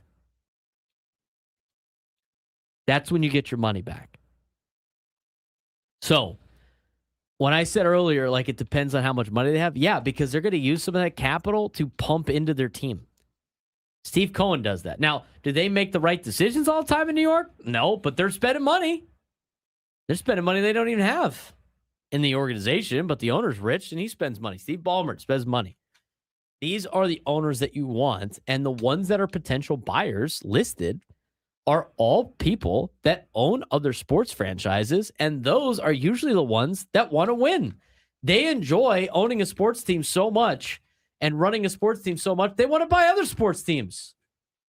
It's fun for them. It's a toy. This is the type of owner you want. This is the type of owner you want. Army time. I'd like to know how much money Jerry Jones paid for the Dallas Cowboys. You know, he was trying to buy the Chargers, and the NFL said no. And they ends up buying the Cowboys later. They didn't want him part of the ownership group. What could have been? Could you imagine if Jerry Jones was here? You wouldn't have Snapdragon Stadium. You'd have Cowboy Stadium in the middle of Mission Valley right now. What could have been? Jerry Jones paid $140 million for the Dallas Cowboys. Manny Machado could write that check and say, keep the change. And that anniversary is coming up. That was February 25th, 1989. He tried to buy the Chargers first, and the NFL shut him down. That's the other thing, too. So whoever buys the team, they got to go through paperwork and all that stuff, and then they got to get vetted by MLB.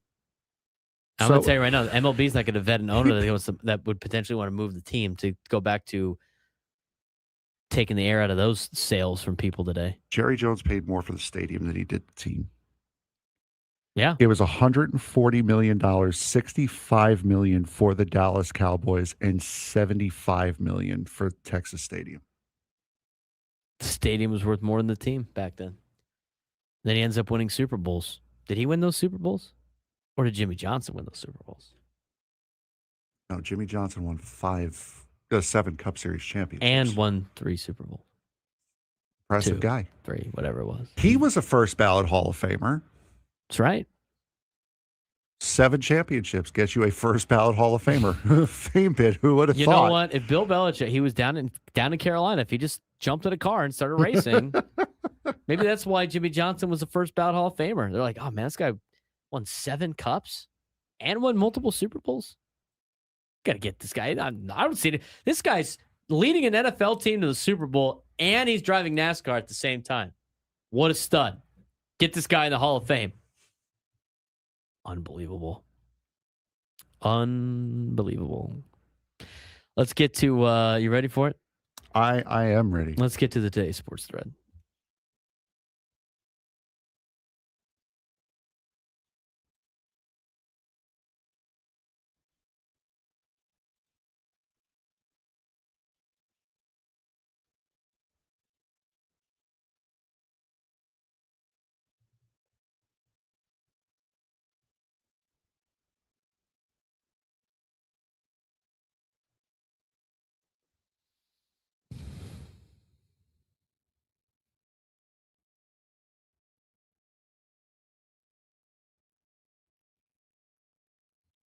I wish.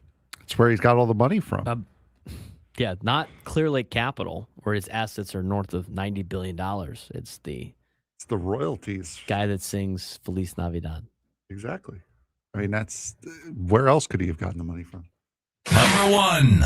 Stop comparing new ownership for the Padres to old NFL moving with stadium issues. Stop it. You're going to put in timeout in the chat. Tired of reading those messages. The Doomers.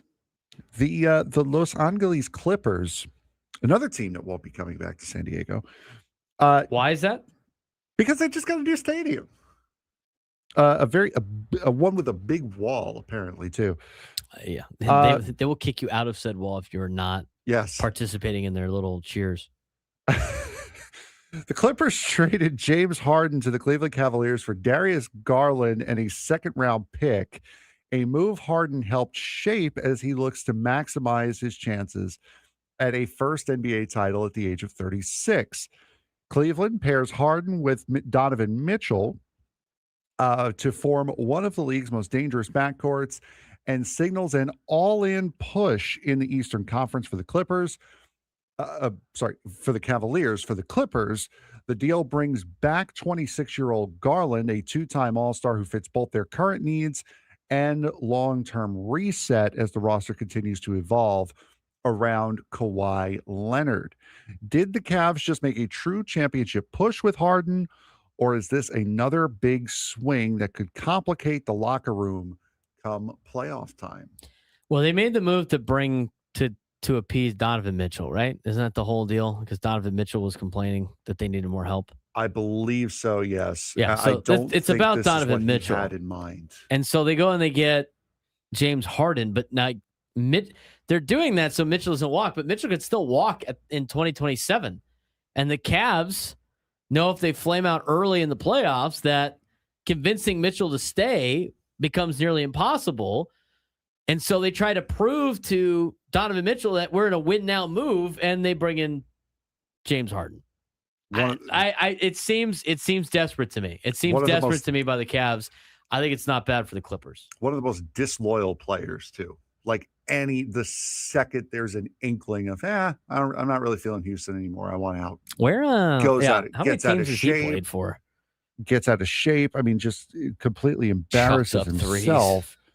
I mean, he is looking at the roster right now. Let me see here. Is he James Harden is on their roster. His career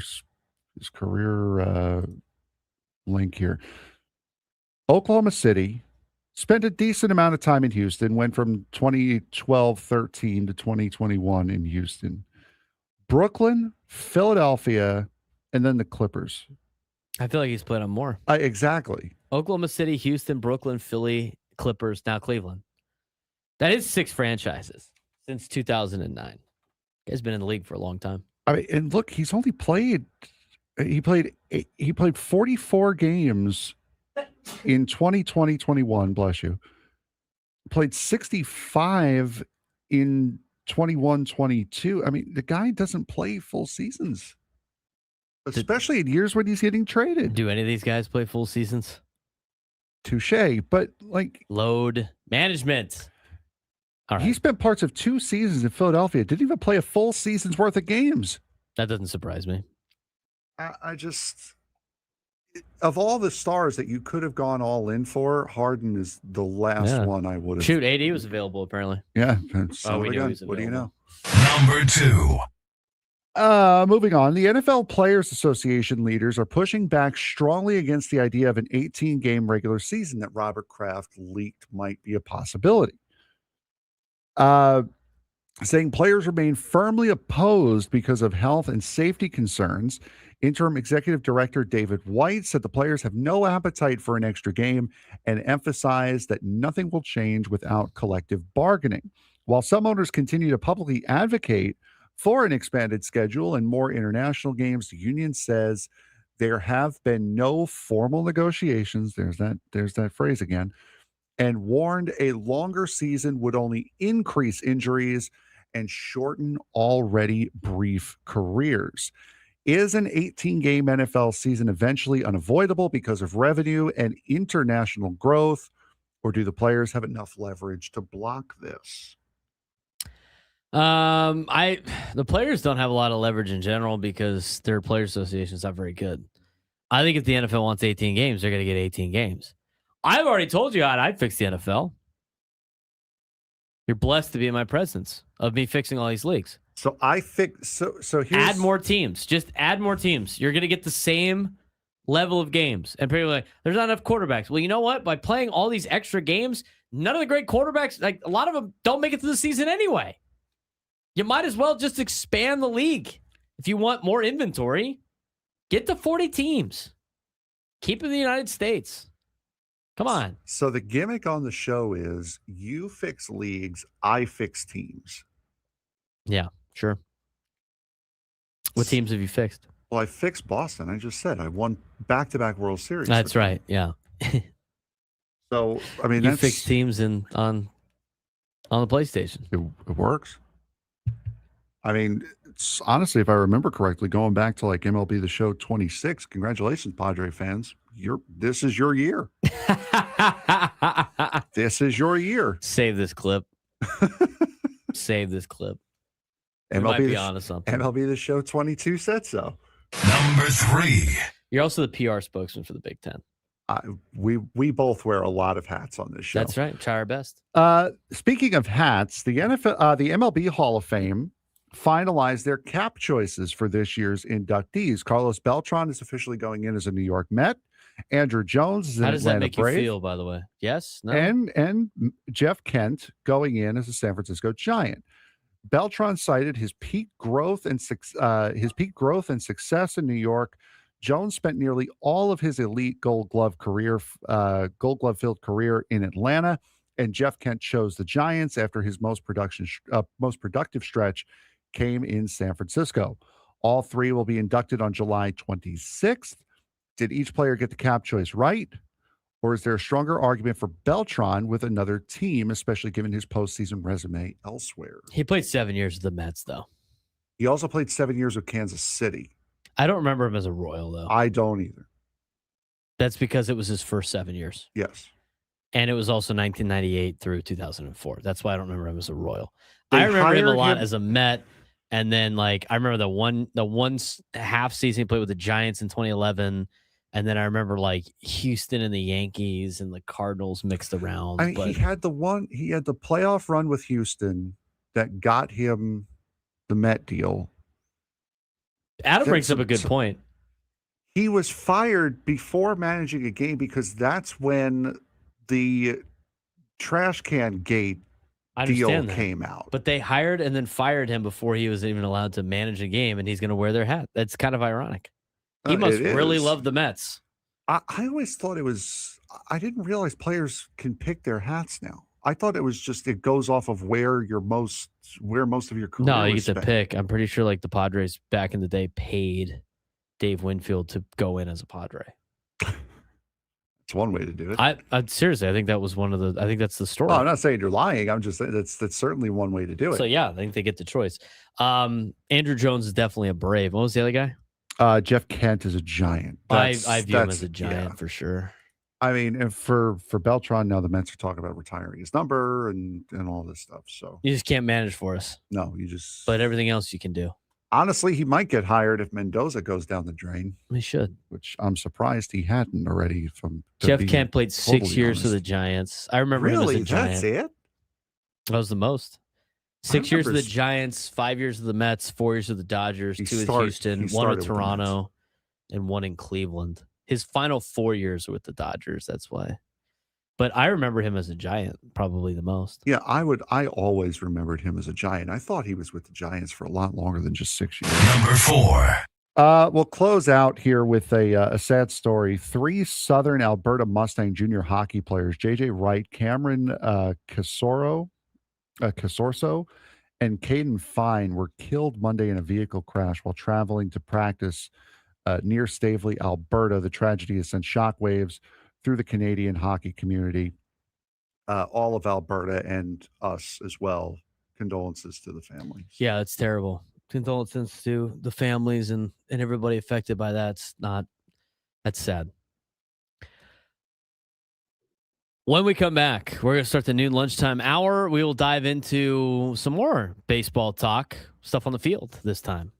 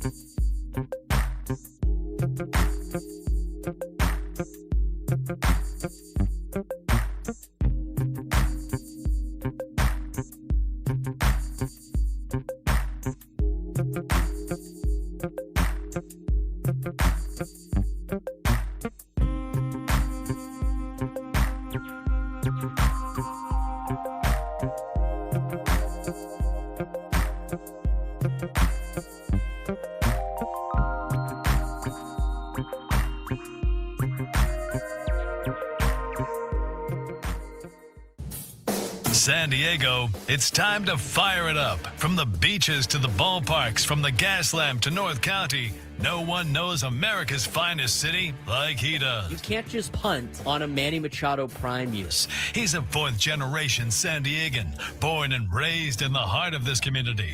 Passionate, opinionated, and always bringing you the real talk on your teams, your city, and everything in between. Braden totally knows his stuff. He's ready for the next step. That guy is good. Live and local, it's the Braden Surprenant Show. But I think Braden's one of the up-and-coming young stars in the media game in San Diego. Now, here's your host, Braden Surprenant.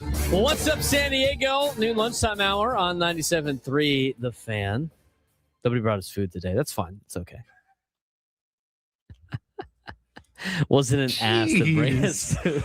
What a welcome back. None of you guys gave me food. So Well, you know what? Your close to the sports thread was depressing.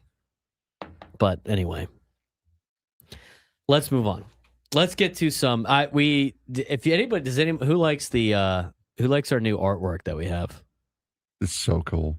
I think it's cool too. Thank you, AI, for helping me with that.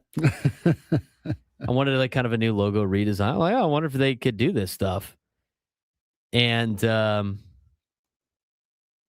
had to put some Easter eggs in there, but you can see it obviously.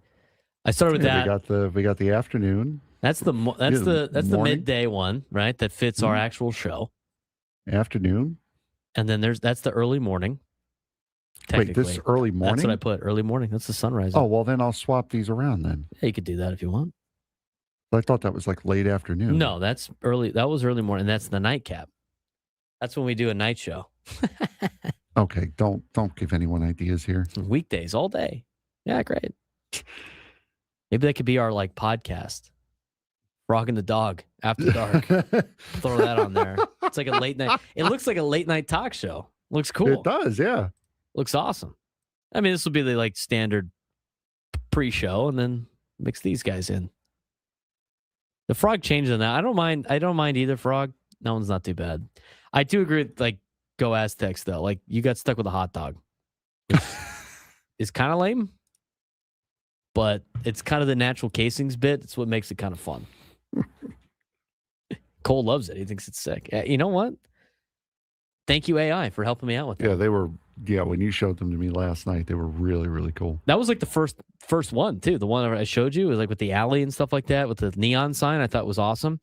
But on top of that, it was like, all right, well, make it look like it's in San Diego. And then they pulled the gas lamp on me. Are you kidding me? Sweet. That's a library in there too? Yeah, that's cool. I mean, obviously it's fake because the library's not behind the gas lamp like that, but it's cool. Really? I bet you we could probably do a Petco Park one. For the zoo in there? There's a lot.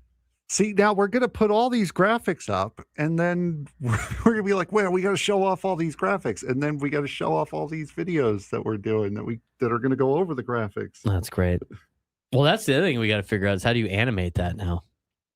We're learning, because then that could be a commercial break. It'd be like the rain. Like it'd be like in fact, that happened last night. My dad last night told me, those after our show, by the way, a lot of times, if you're just leaving our show on your television, the next one is like the scenic with the rain and and they play like the piano music. Yeah, like That's very nice.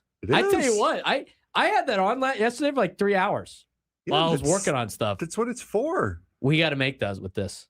We got to figure it out. I got to figure out how to do that. AI is still like, I think there's my opinion on AI is I think there's a lot of cool stuff with AI, and I think there's a lot of scary stuff with AI. I think it's like, you've got to be somewhere in the middle. Yeah. I think there's certain things you should use it for. Like it should help you with notes and some other, stuff, but, I don't think it should help kids write papers. Yeah, I think that's terrible. I was really against using like ChatGPT because like I want to be able to read, and I still want the skills of reading and summarizing what I'm reading, the whole reading comprehension. I want to keep that. I did it one night because I was tired. I was done thinking. No wonder you got all these spelling mistakes. Yeah. AI is just making the mistakes for you. I used it And I was like, okay, this is so much easier. Like doing the sports thread one night turned from an hour-long thing to 5 minutes. I was like, Great for this is so much rewriting nicer. rewriting titles and descriptions and stuff like that. But the photo thing was cool. I've never really dabbled into the photo. Apparently, there's a lot of other. I mean, people like are really in AI. They can figure it out. I'm sure there's one I can use that will animate that. But I thought that was cool. I like that new addition on top of our other. We're trying to. It has taken us a year, but you know what? We have made the commercial breaks more entertaining. We had to first settle into the new routine. I mean, we started May 5th. Cinco de Mayo was our first show together, trying to figure out the routine, try to figure out the direction that we wanted to go in. We think we've got that down now. And now we start sprinkling in the fun stuff. I like it. We start adding to it little by little. That's right.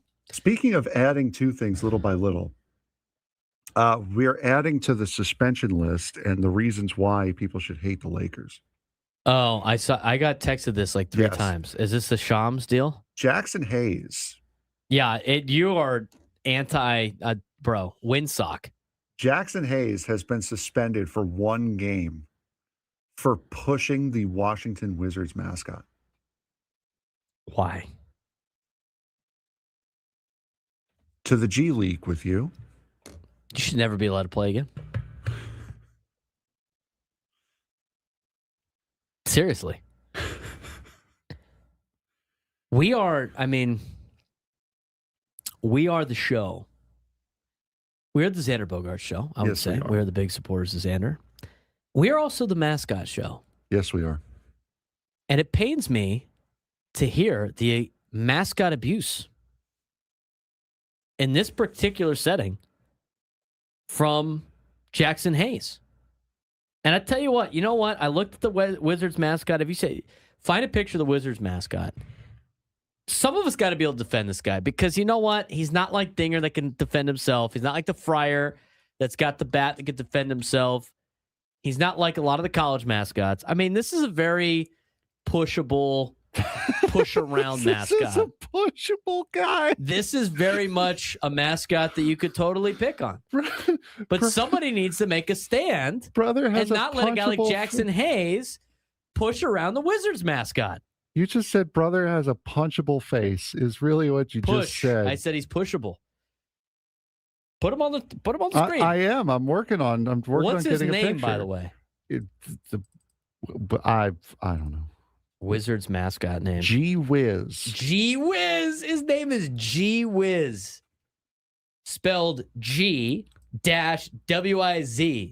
Gee Whiz is the Washington Wizards mascot.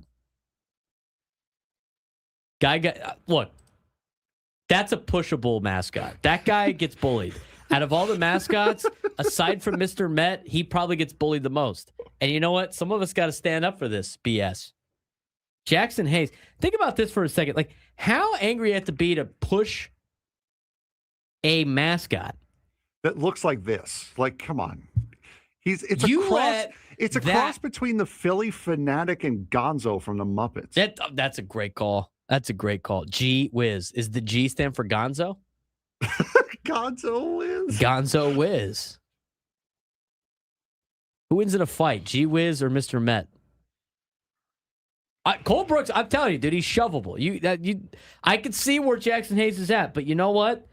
You can't be pushing over mascots. Imagine being so angry at the way you've played, and then you look up and that guy's looking at you and he's making fun of you. I could see, you know what? I could see why you push him. But mascot violence will not be tolerated on this show, Frank. It will not be tolerated on the show. You will win Sock of the Week if you mess with the mascots. See, here's the thing. We get the Rockies a lot. Of course, we get 4 times a year. Dinger's cool, man. We are going to try our best this year. This is going to be our thing for the year. We're going to do our best to make sure we get Dinger out here for a road trip. That's not going to happen. We're going to try, though. We're not going to say we didn't try. We would love to see Dinger out here at Petco Park and watch it be the series that the 2 of us are busy with other things and can't go to any of the games. Our buddy went to the bathroom next to Dinger one time. Back when he worked for the Rockies.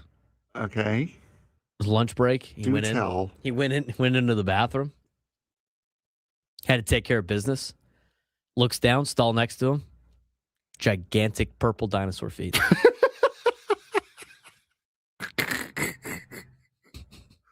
It's like a This Is Sports Center commercial. What a sight. Right next to Dinger, dude. What a sight. He to dropped see. a dinger next to Dinger. That's what happened. He said the mascot, he said like the guys that would like that were Dinger would just walk around like in the office. Like, so, you know, during a day game, the offices are still open at some of these places, right? Like they're still trying to, you know, put together, you know, ticket sales, all that stuff. So he's working in the office. No. It's a day game. You've turned Adam onto ChatGPT and we've created a monster images. Now. So can ChatGPT make an image? I'm sure they could. And he'd just be sitting there, you know, working, and then Dinger would come in to get a cup of coffee. He'd like walk in, he'd give a hand, a dinosaur leg movement, and then he'd grab the coffee pot and he'd fill it up. Dinosaur leg movement. Yeah, it was like a This Is Sports Center commercial. Dinger just walks around Coors Field. He owns the place. Well, I guess he does. He was there first. They dug him up when they built the place. He was born there. He's right.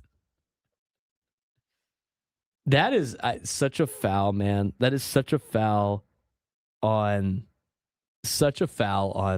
Jackson Hayes, man. It's pushing like, again, the mascot. It's like, again, but dude, that was one of the greatest clapbacks because NASCAR every now and again ran like promotions where they would have kids make, like a Toyota did a promotion one time where they had kids set up a design and whoever won the contest got to pick which Toyota car the design went on. And one of them was a 9-year-old girl, like it was a bright pink car. It had like unicorns and fairies and stuff on it. And Kyle Busch was the guy who was chosen to drive the car. And there's a great video that goes around of like all of the guys ragging on Kyle Busch for wearing a pink fire suit. He's like, Tony Stewart, because you got to wear that when you go dirt tracking with us. No, of course, because when some big brolic dude wants to fight us, he's like, dude, how can you fight this? Like, how do you fight a guy in a pink fire suit? How do you fight this? Like, I don't know. How do you fight? Piss you off? Gee whiz, man. How do you fight that? If you think about the DC mascots, he's kind of the nerd one of the mascots in DC. The Commanders have Major Tutty, who is a 6'5" hog. He's a pig. Yeah. You know, the Hogs offensive line. Yeah, he's huge. He's not messing with Major Tutty. I tell you what, you know what? This is another reason why Jackson Hayes is soft in this sense. He picked the one mascot in town that he had that he picking on the little guy. Gee whiz. He ain't picking on Major Tutty, tell you that. Probably not picking on Screech, the Nationals mascot. The only thing worse is at least Gee Whiz is above probably the racing presidents. Probably better than that. Talon is the DC United mascot. AI says that the Wizards don't have an official costume mascot, which is a lie because we just saw. If that was the case, Jackson Hayes would still be playing. He got suspended. Exactly, a game. yeah. Imagine getting suspended a game for pushing a mascot. I mean, I haven't even looked at that angle yet. Oh, what are you in for? I pushed Gee Whiz. He's got to suspended a game. Guys get suspended for a week for, you know, whatever. Sits next to Draymond Green. Yeah, I stomped on a guy's groin in a playoff game. I pushed Gee Whiz. Yeah, I pushed Gee Whiz. It's funny. Lasorda beating up the Philly Fanatic was funny. Here's the difference though. They do that like pregame and it's like fun. It's like an act. Like when Blooper like goes around with the Braves. And he got Machado to sign away like his whole contract and it's fun. Like they had a good time. Imagine being the guy that pushes the Washington Wizards mascot. Different level. I just like really. My favorite Guy's lashing out, wanting to be traded. My favorite That's mascot. how frustrated he is with the LeBron James and the Buss family. As I've said several times on this show, I hate the Atlanta Braves. I know you except for Dinger. Blooper. The Blooper. Sorry. Dinger's the Rockies mascot. You obviously do love him a lot. Blooper is my favorite mascot of all the baseball mascots, and I put him over Mr. Met any day. I didn't realize I could find a more of a pushover of a mascot than Mr. Met, and I found Gee Whiz. So I learned that today. No, well, we saw there's that GIF that goes out from a couple of years ago. Mr. Met is from the streets. We saw him flipping fans off. Yeah, then we saw him fall off a stage at a Coldplay concert or whatever it was. He just went, boom, dropped. I mean, the guys that play Mr. Met, Yeah, you kind of lose your street cred, dude, when you fall off a stage trying to catch a tambourine. He jumped back up, though. God bless him. You still lose your street cred. There's not much coming back from that. There's no amount of fans you can flip off. It's, for me, the Blooper and Blue are like my two go-to mascots. And Dinger, of course. Which one's Blue again? The Colts mascot. Oh, yeah. Blue's pretty funny. Until he has to listen to These Are Our Colts. No wonder his eyes are so screwy. He's got to listen to that all the time. This is our Colts. There it is. This is our team. We bleed blue. I'm kind of glad they didn't make the playoffs now, because then we would have to hear that all the time. I told you to put it in there too, so Yes, I'd take responsibility for that. But I feel bad because that guy, he seems like a nice guy. Yeah. You can't make fun of that guy. No. You can't make fun of Jackson Hayes, though. Mascot violence will not be tolerated on this show. Nope. It won't. I think he should have been suspended for a week. You know what? Well, a week is 2 games. You know what the punishment should have been? Jackson Hayes should have had to beat Gee Whiz one day.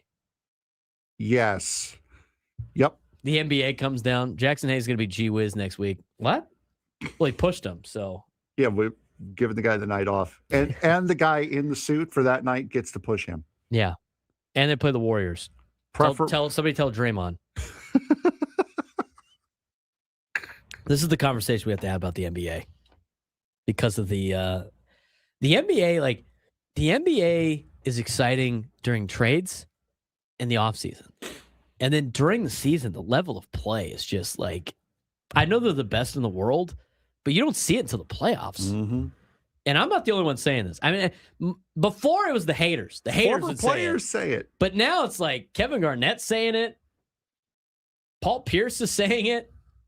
Other former and current NBA analysts and insiders are saying it.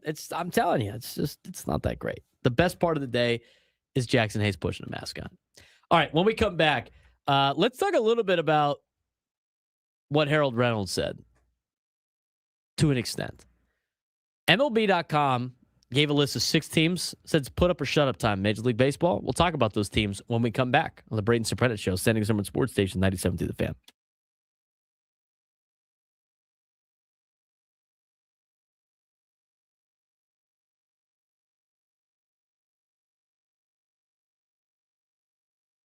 Going down in 3, 2, 1.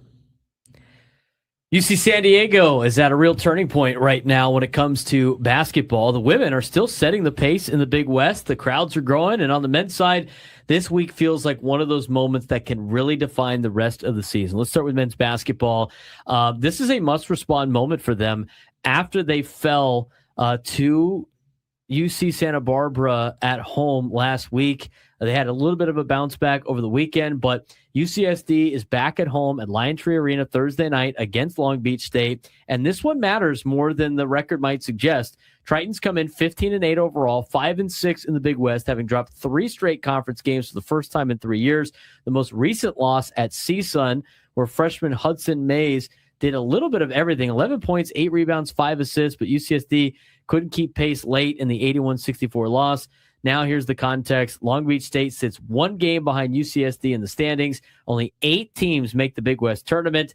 UCSD already beat Long Beach State 80-74 on the road back in December. Tritons lead the All Division I Series 5-4, but this is not just a get-right game for UCSD. This is a standings game, and it comes at home where UC San Diego will play 5 of its 7 February games inside Lion Tree Arena. Yeah, absolutely. And that game against CSUN over the weekend, that one got really, really rough for San Diego's for UC San Diego late. So that was a big kind of like an eye-opening game for them. Is there might be a couple of problems here, but a get-right game here against Long Beach State. You've already beaten them on the road, coming back home, friendly confines. We talked about it on the show on Tuesday with San Diego State, coming back, playing more difficult games on the road early, now coming back and being able to get them at home. This could be a big boost for UC San Diego against Long Beach State. For a few reasons to watch closely. Alex Chaikin has been red hot from deep, ranking second in the Big West Conference in three-point percentage at 46.5%.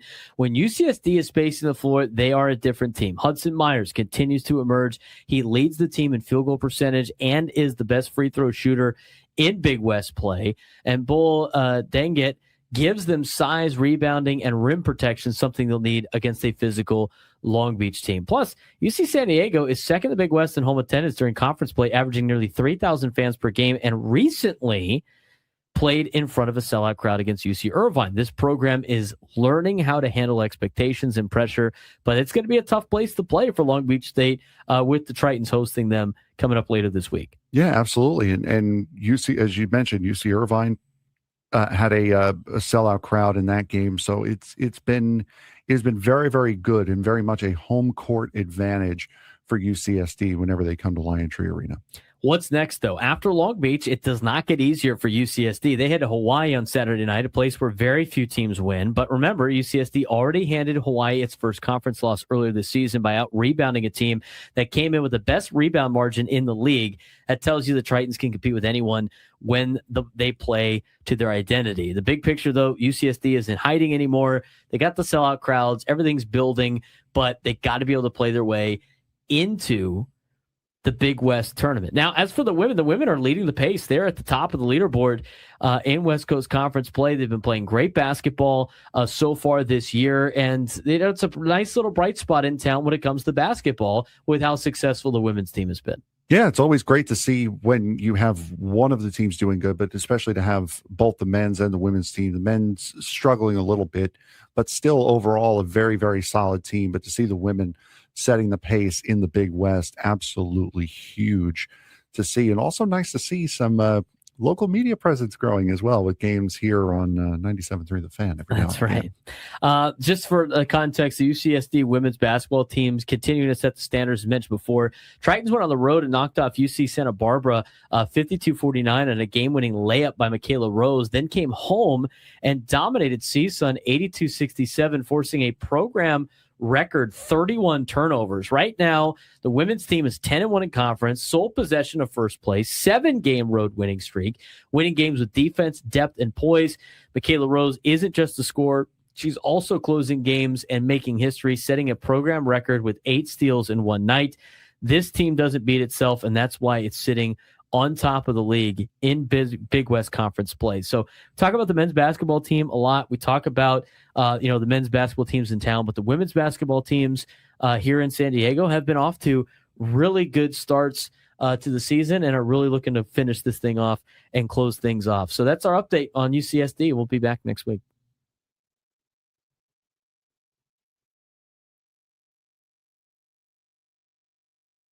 All right, let's talk some Padres baseball. Let's talk baseball in general.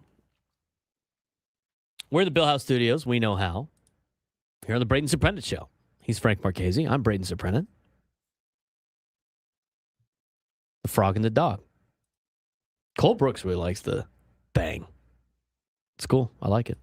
I'm going to have to play around with that again later today after the show. We want to talk to Padres baseball. The news today, of course, was the news about Shiel Seidler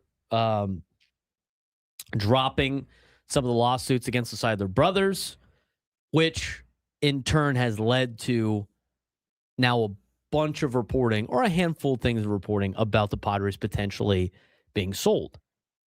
And that might be on the horizon. But on top of that, we're getting closer to spring training. We are less than 7 days now. Are we about 7 days? Where are we at now? We are less than 7 days. Less than we 7 days are 6 days, 0 hours, 44 minutes, and 54, 3, 2, 1 seconds. It's a 110 start. It's a 110 start.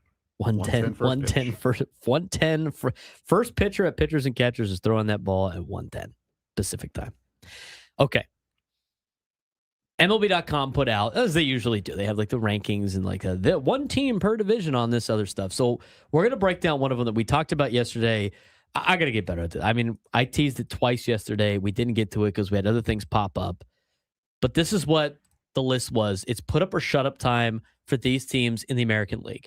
And MLB.com came up with one team per division, and we'll take a look whether or not we buy or sell it. As we start with the American League East, Frank.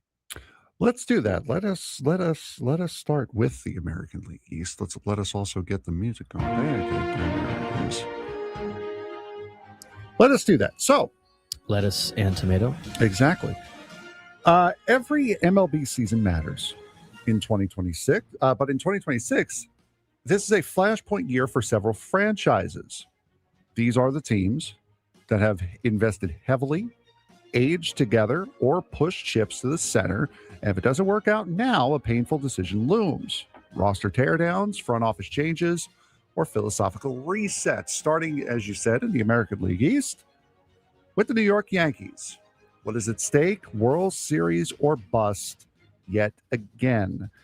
The Yankees remain the franchise with the most pressure in baseball, full stop. It's now been 16 years without a championship, an eternity by Bronx standards.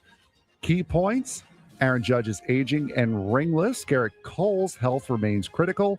Minimal offensive upgrades beyond bringing back Cody Bellinger and a step back from a 2024 AL pennant appearance.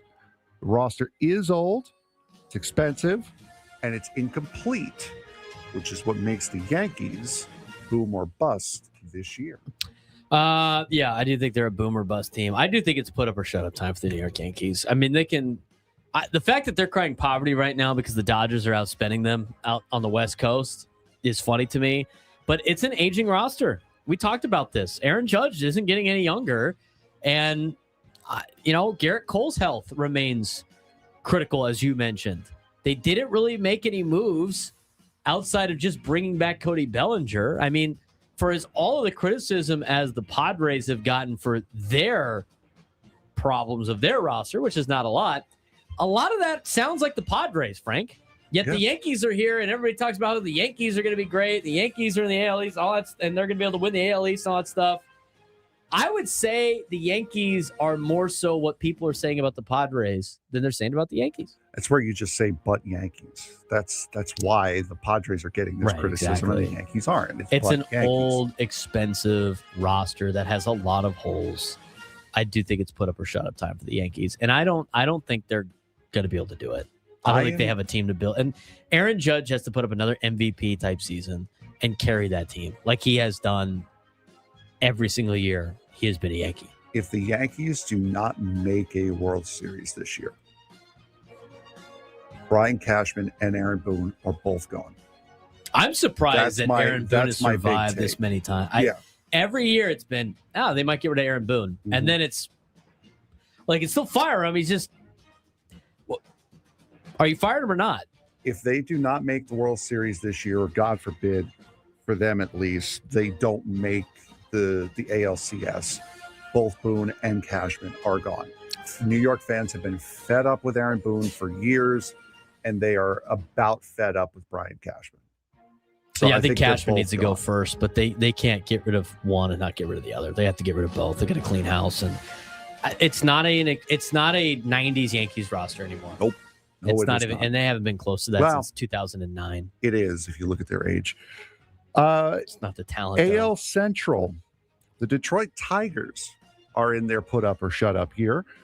Stakes: win the division now or admit the window is closing. Detroit's refusal to trade Tariq Skubal, a pending free agent and two-time Cy Young winner, signals that they believe this is the year. They have not won an AL Central title since 2014. Last season, late season collapse in 2025 still hangs over the franchise. The roster aging relative to their division rivals, and a division that is very, very winnable. Now remember last year, that was a complete 180 from what they did in 2024, because they had that 2024 surge at the end of last season. That completely fell apart at the end of last year. I look at the Detroit Tigers, and I don't really say it's like put up or shut up time for them. I think they're starting to climb a little bit here with some of the young talent that they have. Now the problem is Tarek Skubal. If they don't keep Tarek Skubal, I think that's why it's rough. I think that's why that's a put up or shut up year, is because this is your last year with Skubal. But at the same time, like, they did not build around him enough. And the other thing too is, like, their books open up. I mean, they free up. Like, you only got 2 more years of Javi Baez that you have to pay for, and he actually played really well last year. But that's money out the books. God. Gleyber Torres is a free agent at the end of the year. Jack Flaherty is a free agent at the end of the year. Kenley Jansen's got a club option that you probably won't pick up. Drew Anderson's got a club option. Kyle Finnegan is under contract till 2028. The only guy you have under contract for a long time is Colt Keith, and then all your young guys. So I don't really think it's put up or shut up time for the Tigers. I think the future is bright for Detroit, but this is your last chance with Tarek Skubal. How much longer, just off the top of my head, I don't know, how much longer are Kerry Carpenter and Torkelson and all them? Kerry Carpenter's not a free agent until 2029. All 2029. They're Riley all Green, 29. Spencer Torkelson, 2029. Kerry Carpenter, 2029. Terry Holton, 2029. Bo Brisky, 2029. Zach McKinstry is through 2028 with Will Vest and Matt Vierling. The only guys going off the books next year, Casey Mize, Jake Rogers, Tarek Skubal. I tell the young core and then you got a handful of players that are not even eligible for arbitration. I don't think this is put up or shut up time for the Tigers. I think they're young and they're good. They're going to have to do without Tarek Skubal. And you know what? They could go get another pitcher. And they can't get a guy like Tarek Skubal, but I look at that. You got a lot of cheap players on the Tigers. I don't know how they can't just keep Tarek Skubal. I'd give him whatever he wants. Yeah, I think that's the only reason why, is they're putting so much stock on Skubal being the guy who makes or breaks Detroit. I think that's the only reason why. American League West. AL West. The Texas Rangers proved that 2023 was not a fluke. That is what is at stake for them. The Rangers' 2023 World Series win was magical and increasingly looks like an outlier. Their pressure points, only playoff appearance and winning season since 2016, fourth manager since 2018, lost Marcus Semien, but added Mackenzie Gore, Brandon Nimmo in bullpen depth. The Astros are declining. The Mariners are ascending. The A's are improving. And the They're Rangers improving. Still have not capitalized. Another mediocre season does raise brutal questions. Was the entire plan worth it for one ring? I think it's always worth it for a ring. Potentially. I mean, the Texas Rangers won their first ever championship. I mean, that's something the Padres want to do, right? Clearly can't go 16 years without winning a championship. If you're the Padres, like, wouldn't you say yes to that? Yeah. I would say yes to that immediately. So put up or shut up time for the Rangers. I mean, do they have to prove that it wasn't a fluke? Maybe a little bit. I mean, they only have to do that because they traded for Jacob deGrom. And they've tried to spend money and all that. But I think this is the last year for Texas before they have to start making some sane financial decisions. And they already did one with getting rid of Marcus Semien. They have Corey Seager still. They have Brandon Nimmo now. So I think this is one more year of put up or shut up time. But they got a young core of players too. I mean, Wyatt Langford, Cody Bradford, Robert Garcia, Cole Winn, Evan Carter, and Jack Leiter are not even arbitration eligible yet. And then they got the other players of Josh Smith, Jake Berger, Josh Young, Ezekiel Duran, and Alexis Diaz that are all under control through 2029. They just picked up Mackenzie Gore. Yes, you have a couple of aging players, but I think they're in the same spot as the Texas Rangers. It's like, this is your last hurrah, probably, with some of these aging vets. but the future's still bright. They're in a way better situation than the Yankees are. What about the National League? What about the National League? The National League. Put up or shut up time for some of these teams, yes or no? Buy or sell? We'll talk about that when we come back. Take a look at the National League West. Name that you see might be familiar. We also need a contestant for Midday Sports Standoff. We'll tell you how you could be part of that too when we come back on the Braden Surprenant Show, San Diego State Sports Station 97 through the Fan.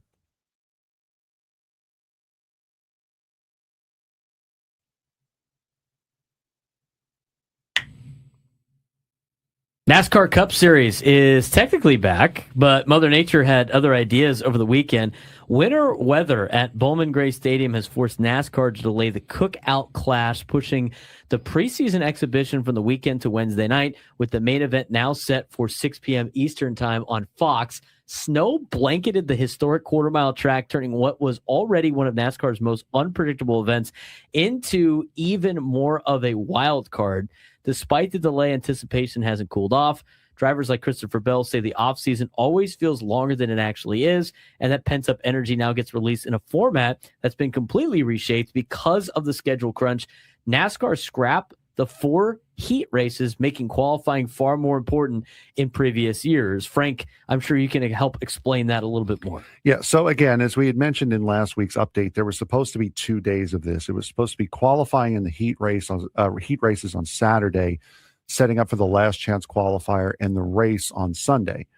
I believe it was Friday that they announced that the race was going to be postponed to Monday. Sunday afternoon, I believe, they announced that it was going to be postponed to Wednesday.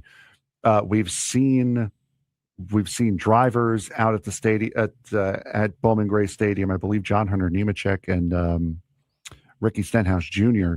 were out there actually shoveling snow out of the grandstands, shoveling the snow and ice out of the grandstands to try to help the track crew get the track prepared. Now, the track is, so far as what we know, dry and ready to go.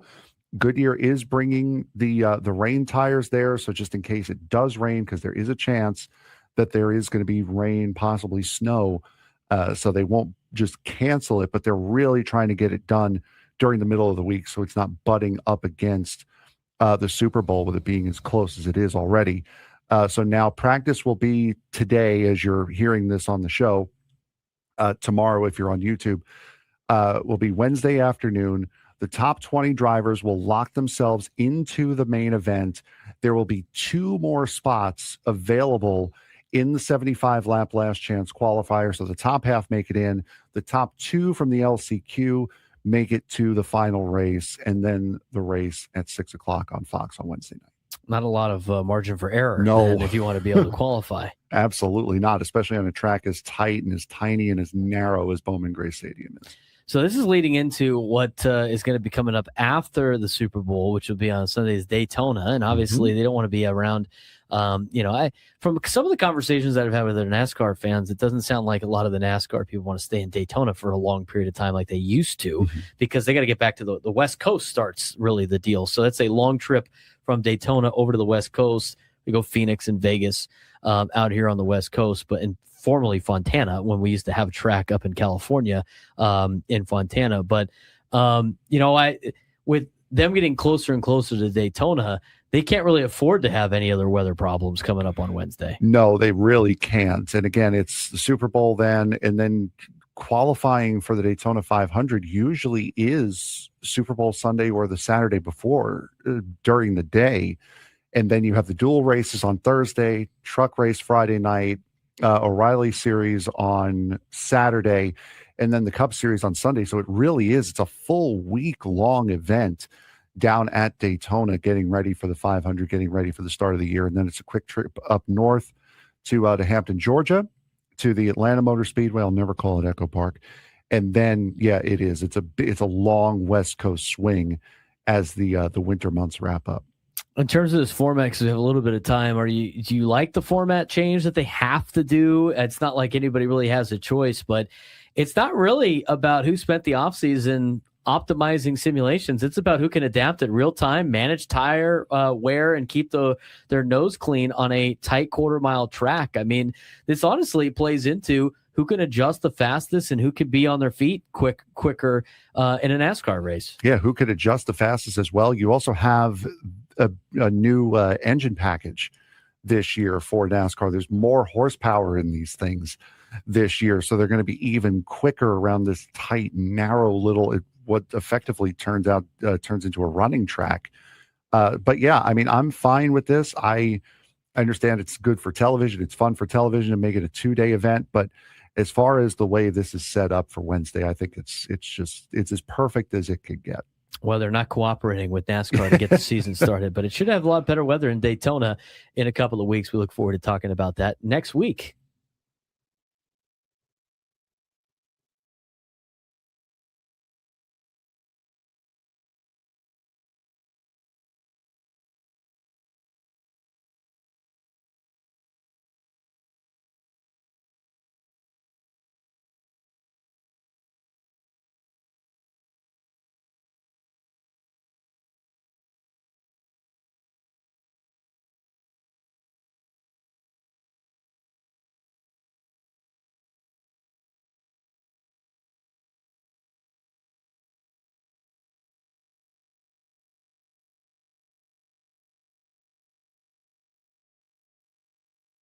It's about time to get to the midday sports standoff here on the Braden Surprenant Show.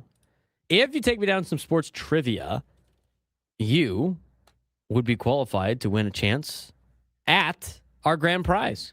2 tickets to see Guns N' Roses at Snapdragon Stadium on September 2nd. Tickets at Ticketmaster.com. 833-288-0973. 833-288-0973. If you want to call in, try to take me down to some sports trivia, get qualified, be able to go to Snapdragon Stadium to watch Guns N' Roses. 833-288-0973. 833-288-0973. I do want to mention that we are going to be announcing our biggest fan in just about 19 minutes or so, the 1 o'clock hour. So stay tuned for that. All right, let's get back to the situation at hand of put up or shut up time for these teams in Major League Baseball, according to MLB.com, whether or not we believe it or not. Let's get to the National League on this particular subject. Start, of course, we'll go east to west once again.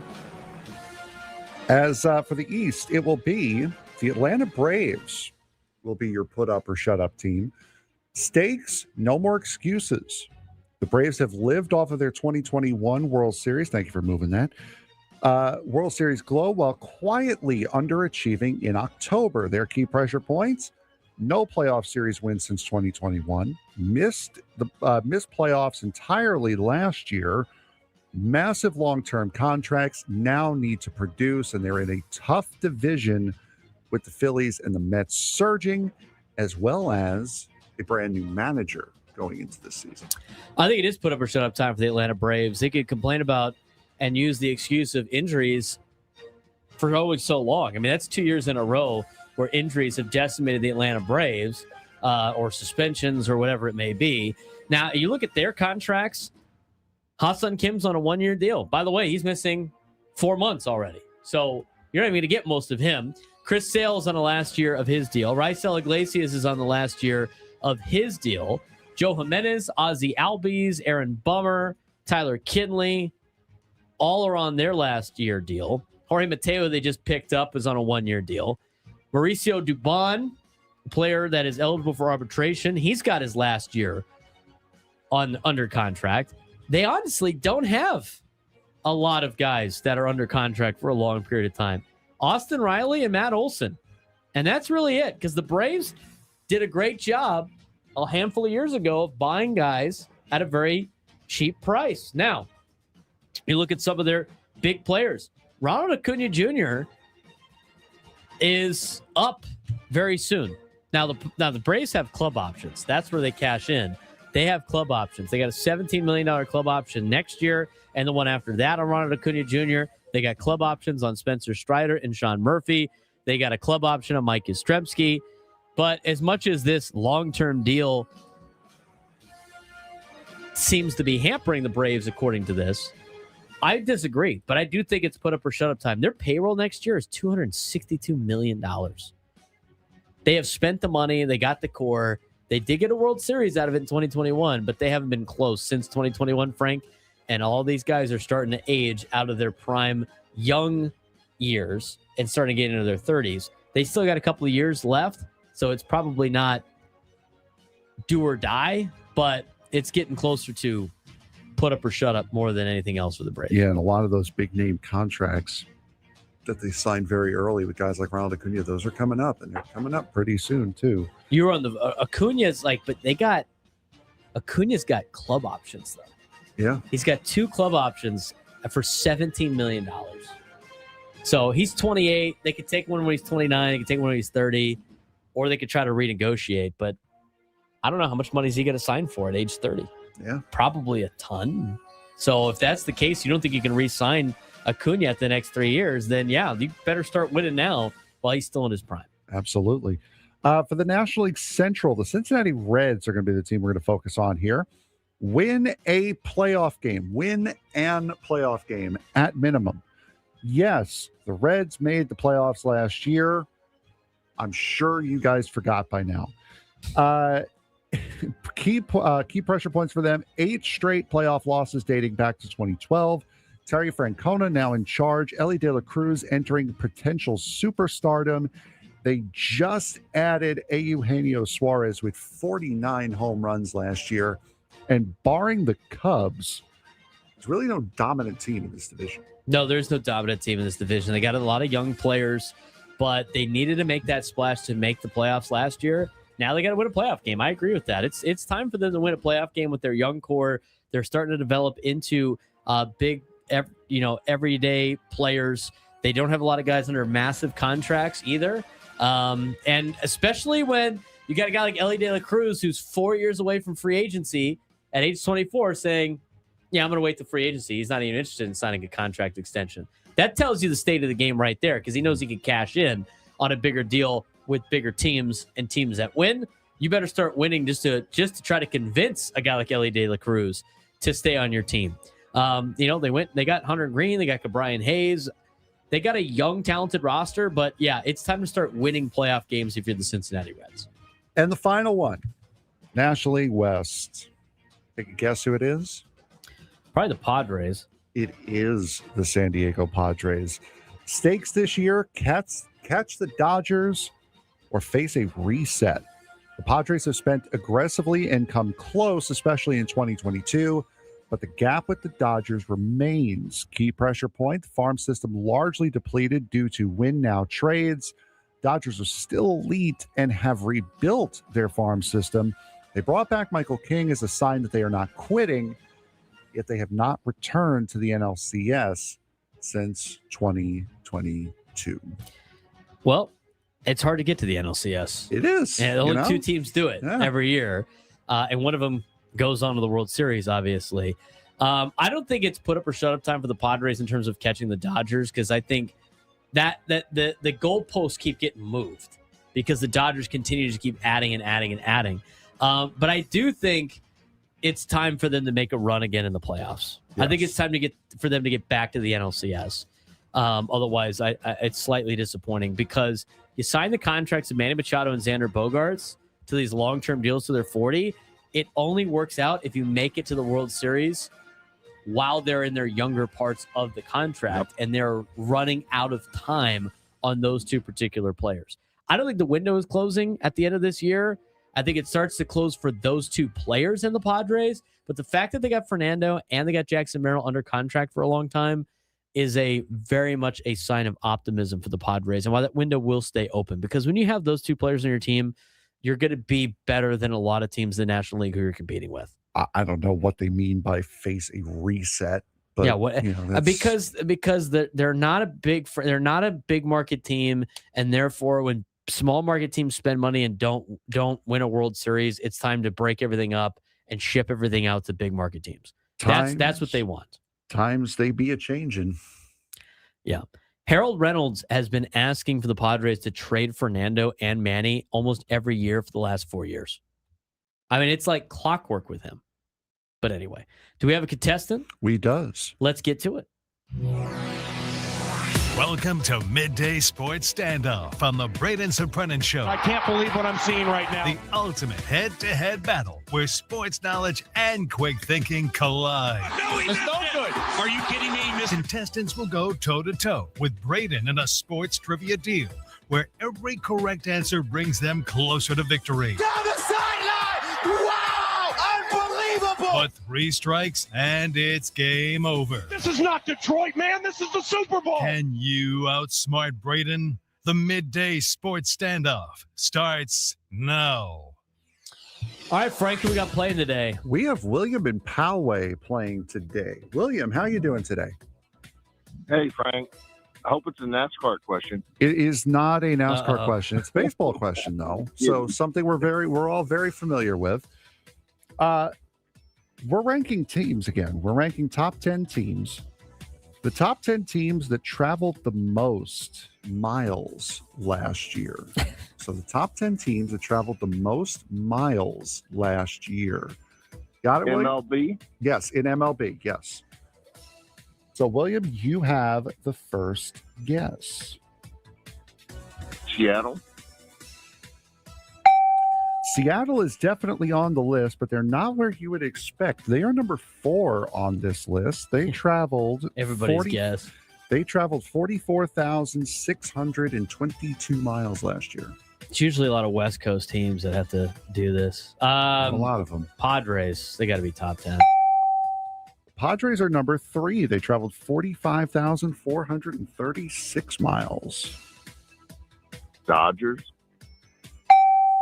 The Dodgers traveled the most. They traveled 48,649 miles. Right. Cubs, they went to Japan.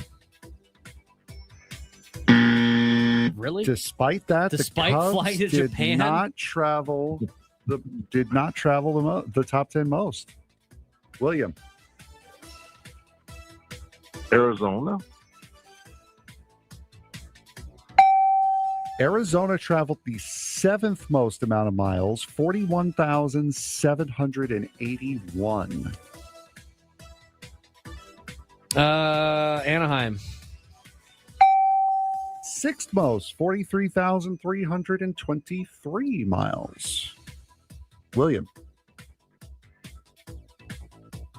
The Marlins? The Marlins are on the list. 39,887 miles traveled last season. How many we got left? We have got 6 down, so 4 to go. Number 2, 5, 9, and 10. Colorado's all by themselves. Maybe Colorado. Colorado is not on the list. William, you can get number 5 here if you get this answer right. Boston? Not Boston. There's 4 left. There are 4 left. I don't know. Tampa? Nope, and that is Braden's 3rd strike. William. Yes. You want to take another guess? I mean, Miami. you've won the game pretty much at this point because Braden struck out. Oh, good. Nice. Hey, nice cake. I feel like Randy Johnson. You want to take one more guess at it? Atlanta? No, Atlanta is not it. But anyway, hold on the line, William. We will we'll get your information during the break. Braden, any more hacks you want to take at this? You kind of gave yourself a big hint earlier on when you said it's mostly West Coast teams that have to do this. Yeah. And I acknowledged it too. Oaklamento? Number 2. Oaklamento is number 2, 48,310 miles. And then probably the 2 Texas teams. Texas Rangers went 37-212. Astros were 36-766. He was close One on the more. Red Sox. Red Sox finished 11th. One more? We've said everybody else. No, it would have been the Giants. We did not say the Giants. We didn't say the Giants? I thought we said the Giants. I was thinking the Giants. I thought I said them. No. Rockies came in 13th. Think thunking and saying aren't the same thing. Frank's coming up with questions that nobody's kind of any idea. Just throwing out guesses. It's good to guess on Brian Giles Day. On Brian Giles Day. I'm surprised some of these. I'm surprised the Cubs didn't rack up a ton after flying to Japan I was and back. very surprised there too. All right, when we come back, we'll recap what some of the big games were last night in San Diego, Aztecs basketball, as well as San Diego FC, and get you a quick preview of the Super Bowl coming up on Sunday. Stay tuned, plus the biggest fan.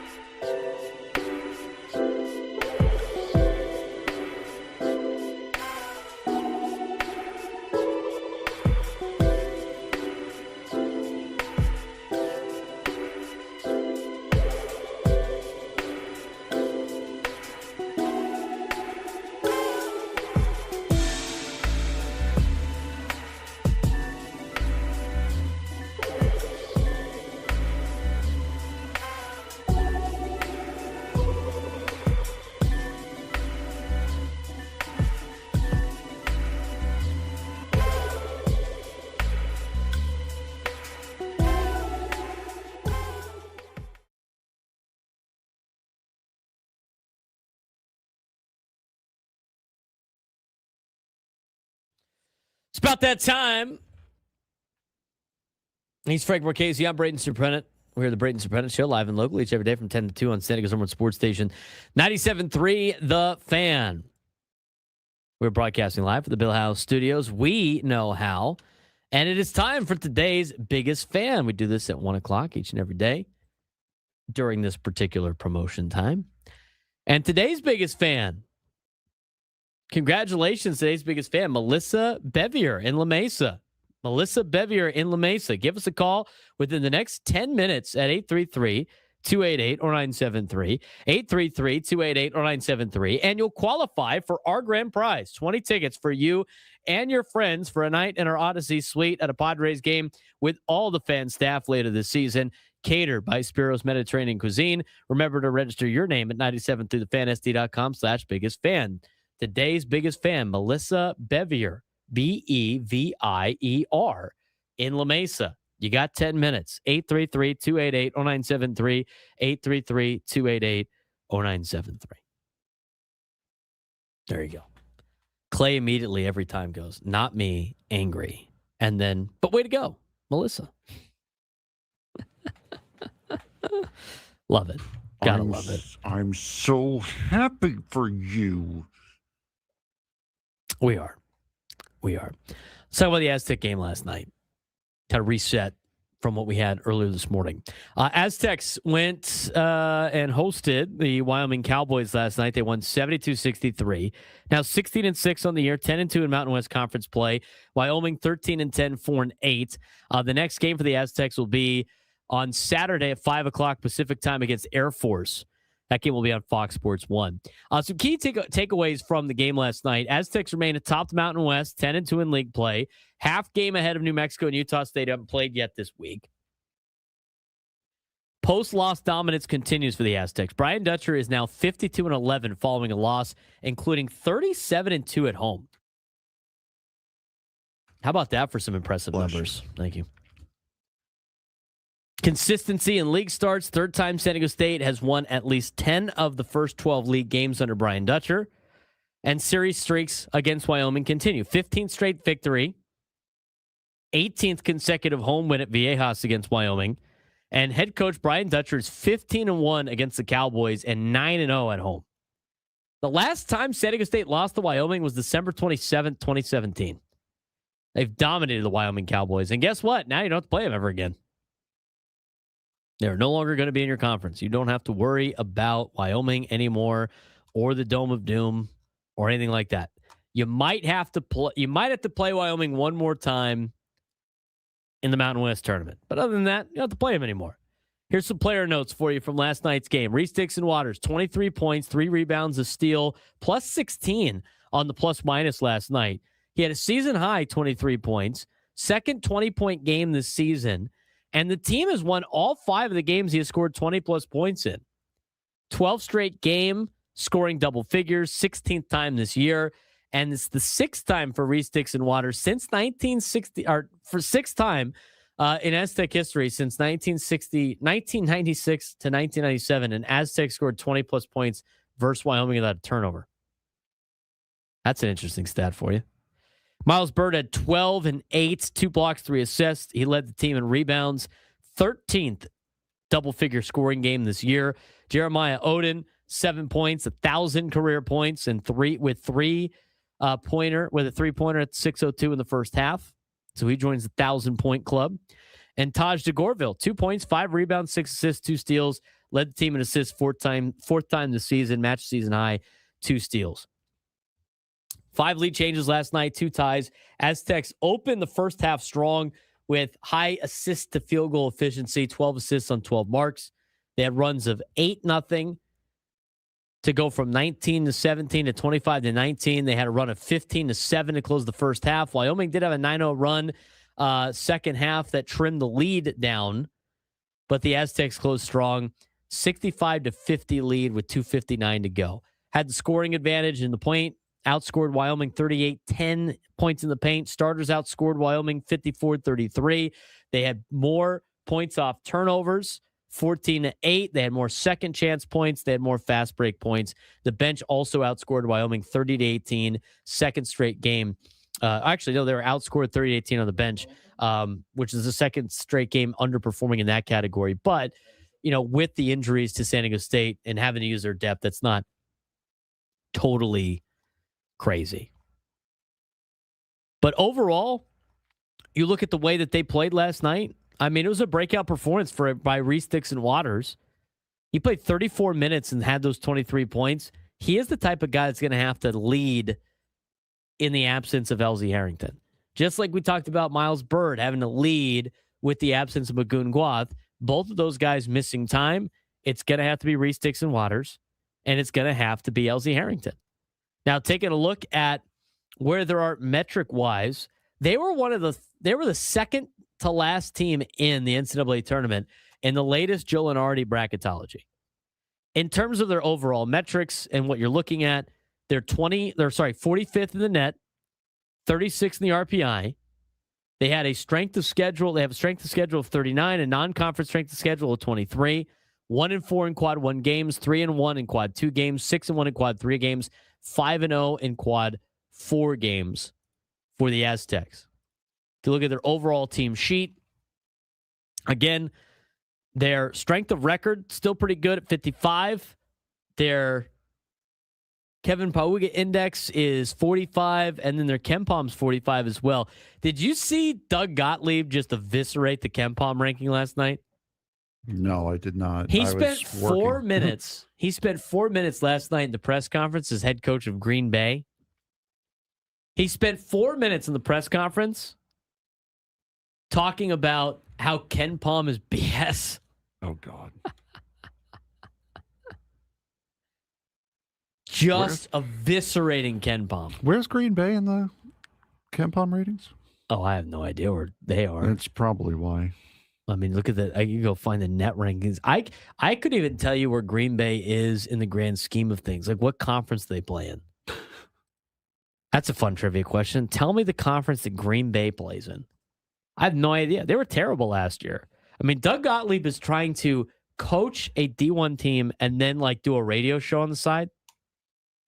He spent some time away from his radio show, or he says he has, or he's cut it. I don't know what the situation is, but that is remarkable to me. I mean, there's one thing, right, about me coaching high school football and doing a talk show. He's doing a national talk show and then coaching a Division I basketball team.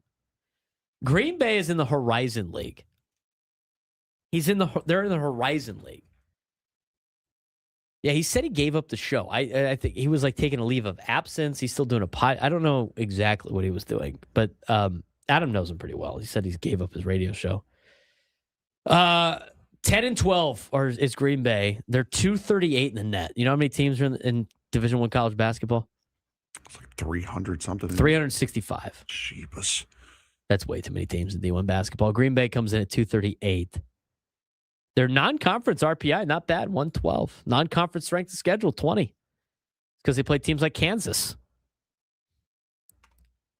But they are, he said the whole thing is KenPom is BS.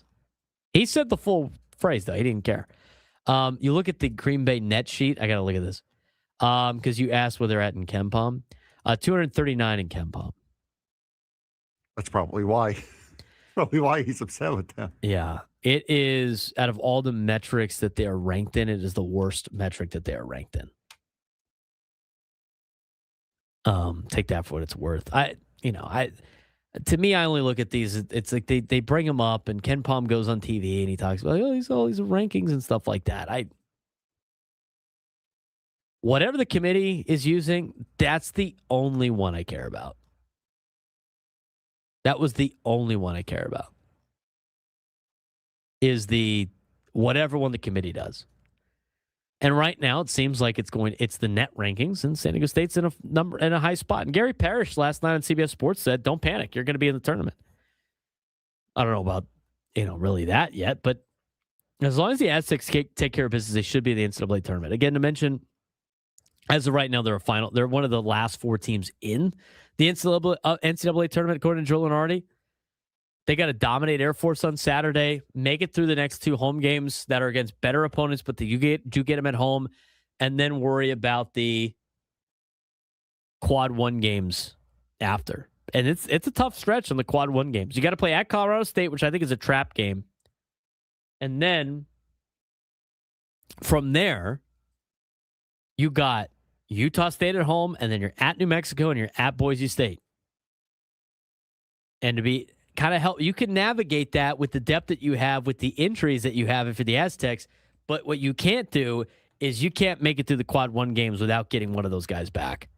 And hopefully it's LZ Harrington sooner rather than later. We don't know really the situation on Magoon Guath, but they got to get him back too. I mean, Magoon Guath, man, the last couple of years, just, with the injuries has been one thing, but they had the article yesterday or 2 days ago. Mark Ziegler had an article after San Diego State played Utah State about their inability to compete at a high level when it comes to money with the rest of college basketball. If you're giving Magoon Guath a ton of money right now, you got to look somewhere else next year. I can't imagine him coming back. I mean, that's where the NIL kills you too, Frank. It gets back into the situation of it's like the Dodgers. The Dodgers can buy the way out of mistakes just like Kentucky can. Kentucky's roster is worth $20 million. Whatever it is, whatever they reported on that thing. Yeah, and especially at a time now where there's no rules, no limitations, there's no caps or anything like that. It's only going to get worse. I look at the Aztec. Yeah, the Aztec. We talked about this in our weekly conversation that we play during commercial breaks on YouTube. You can go watch the YouTube video. It's on our page at B_SURP.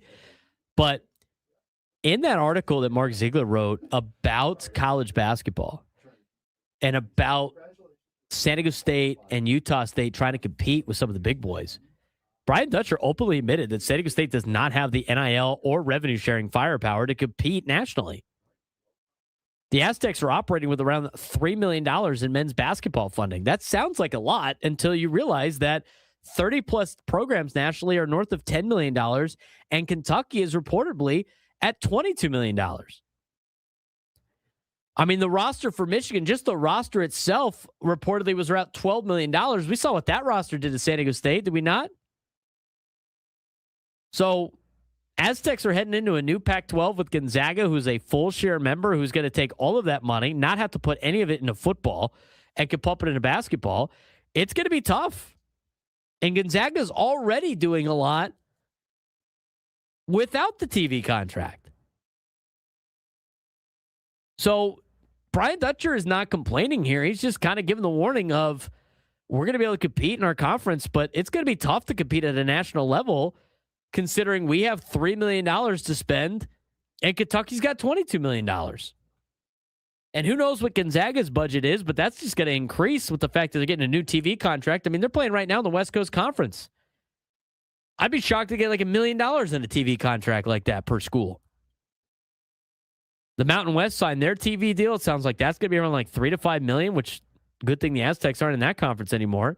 Sounds like the Pac-12 will be around $7 to $10 million. I mean, that's not enough to compete with the Power Four. It's not enough at all. So you get about $7 to $10 million per school. I mean, that's going to be an upgrade for San Diego State, but they got to spend it on football too. It's going to be tough to compete at that high level. And now, when you got, and we didn't even get to this, Frank, but I'm going to bring it up now because I think we got some time to really get.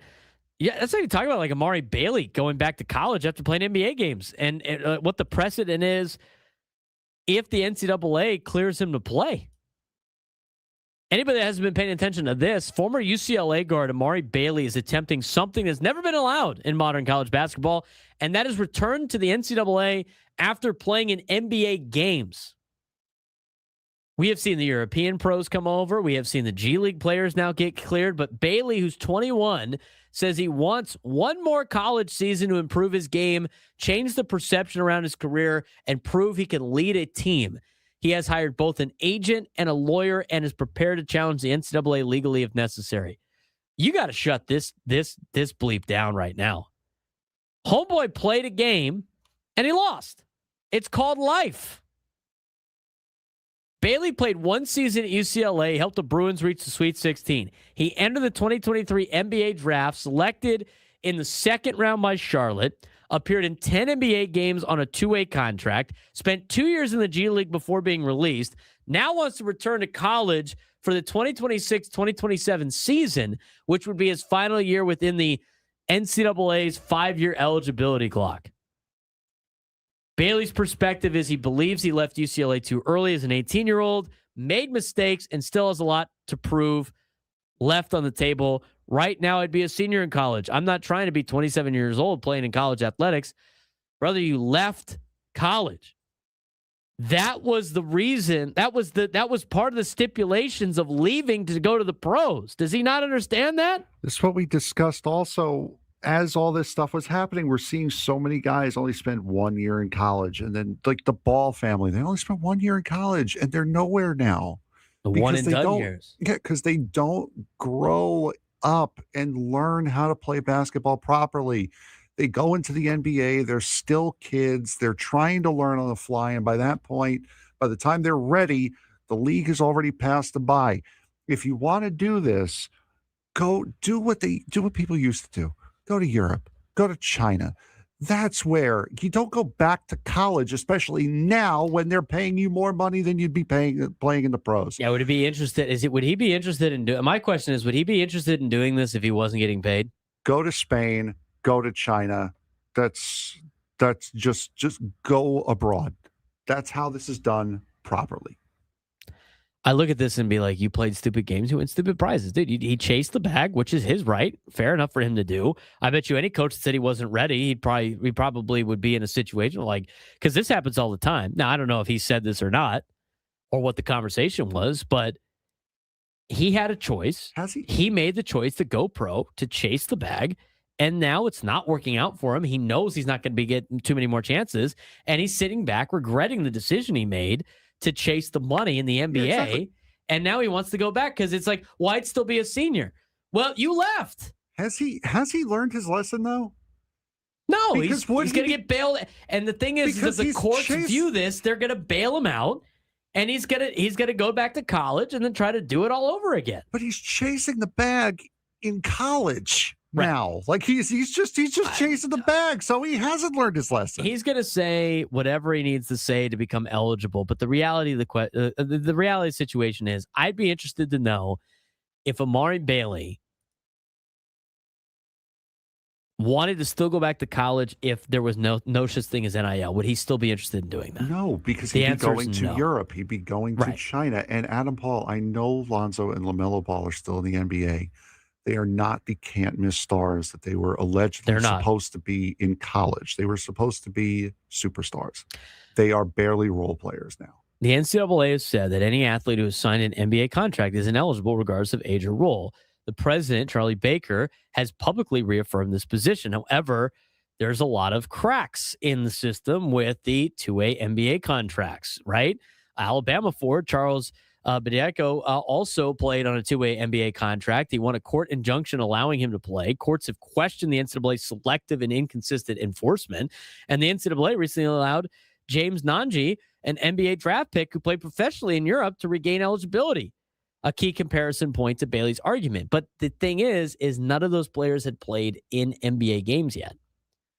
Bailey's lawyer argues that playing a handful of NBA minutes should not permanently disqualify a college-age athlete. Bailey's pro earnings are comparable to what many top college players now make via NIL and direct school payments.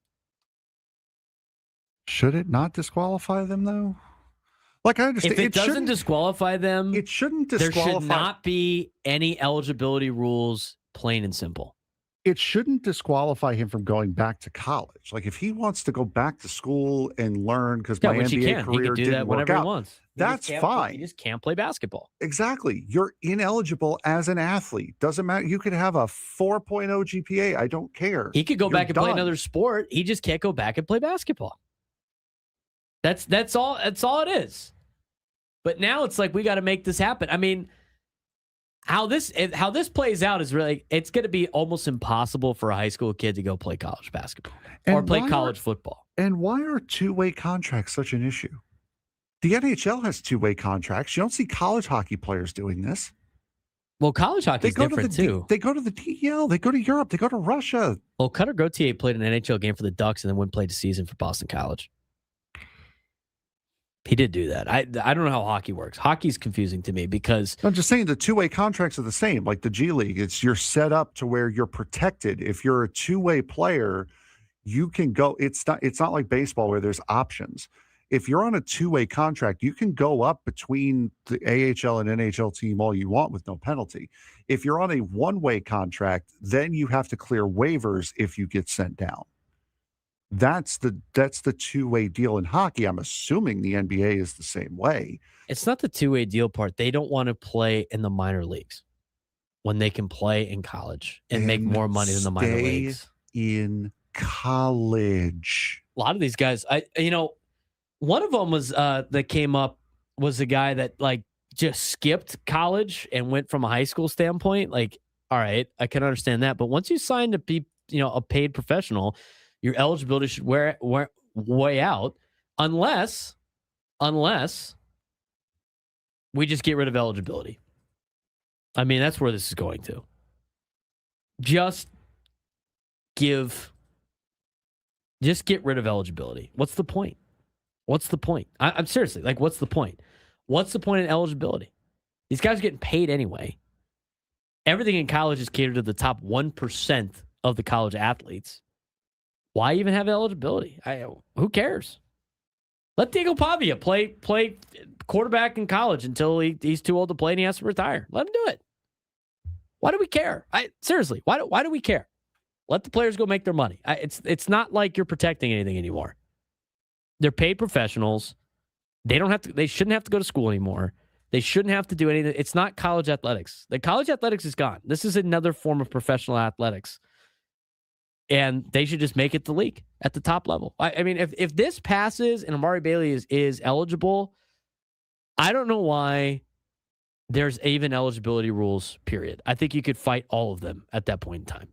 833-288-0973, 833-288-0973. When we come back, we'll get you a little bit of a look at what happened last night on the pitch. San Diego FC, big win last night. We'll recap that when we continue on the Braden Surprenant Show, San Diego's number one sports station, 97 through the Fan.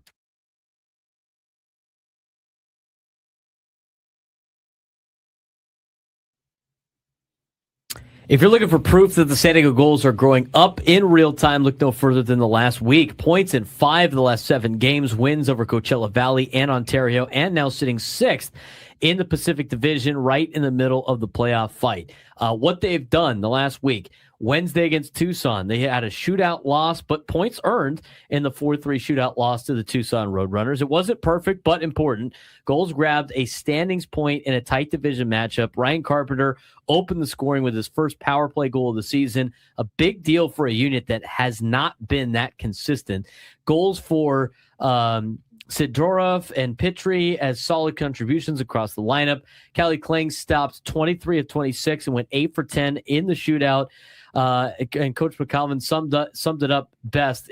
Bad 5 minutes cost them in the extra point, and those are the details they're still learning to clean up. But it's good to see them adjust on the power play, Frank. Yeah, exactly. That was one of the main focus points that we had in last week's update was the power play not working out for them and having them and causing problems. But yeah, I mean, and that just goes to show Coach McIlvain saying it, 5 bad minutes cost you a game. It's true in every sport. You need to be on for all 60 minutes if you want to take a W. Then last Friday at Coachella Valley, statement road win. They won 4-3. This one definitely mattered. Points in 4 of the last 6 games at that point. Sidorov exploded. 2 goals, 1 assist, now 6 points in 5 games. Caulfield matched his AHL career high with his 11th goal.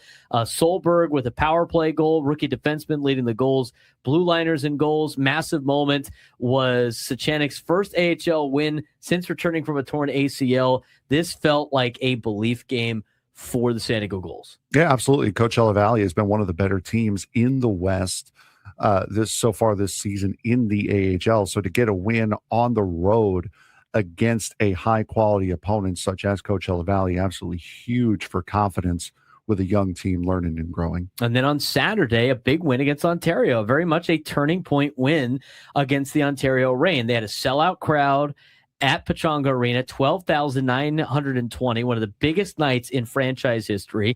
Goals beat the second place Ontario Reign with a goal with 17 seconds left. Nathan Gauthier with his first career game winner. Judd Caulfield stayed red hot, 3 points, 6 points in 6 points in 3 games. Callie Klein earned his 10th win, now 10-3-2 in his last 16 starts. This wasn't just a win, it was a message sent to the AHL that the goals are coming back. Yeah, exactly. And especially with that record with Callie Klang, 10-3-2 in his last 16 starts. I mean, that is absolutely massive. A great run for a goaltender to be on, and for it to come against a team like the Ontario Reign, who is the AHL affiliate to the LA Kings. So you have that LA Anaheim rivalry in between Ontario and San Diego. That is a huge, huge win. And to do it in dramatic fashion, too, scoring in the final seconds of the game, it's very hard to beat that level of excitement. Here's the Pacific Division reality. The Gulls, 49 points. They're in 6th place. The top 7 make the AHL playoffs in the Pacific Division. Only 11 points out of first place behind Colorado. 1 point ahead of Tucson, 6 ahead of Henderson. They've earned points in 16 of the last 24 games. Goal differential is basically even. This team lives in tight games.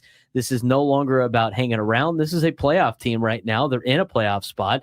And a roster note that matters, Sam Colangelo's back. He's been reassigned to San Diego. 16 points in 23 AHL games this season. Former Gulls goal leader, all-star point-per-game rookie last year, adds legit top 6 scoring and power play finishing. Huge boost heading into the stretch run. And again, when talking about Sam Colangelo, this is a guy that doesn't have a spot right now with the Anaheim Ducks, and it shows how successful the Ducks are, and now leading to the Gulls having better players stick around for longer. Yeah, exactly. And that's what we talked about when we had Matt McIlvaine on at the beginning of this season is guys that are good enough, definitely good enough to play in San Diego, are having a hard time sticking around in Anaheim. And that's not because they're not good enough. It's because they just don't have the spot for them. And Sam Colangelo right now definitely fits that bill. He has spent some time up with the NHL squad in Anaheim, but just has not been able to stick. So Colangelo gets to come back to San Diego and help.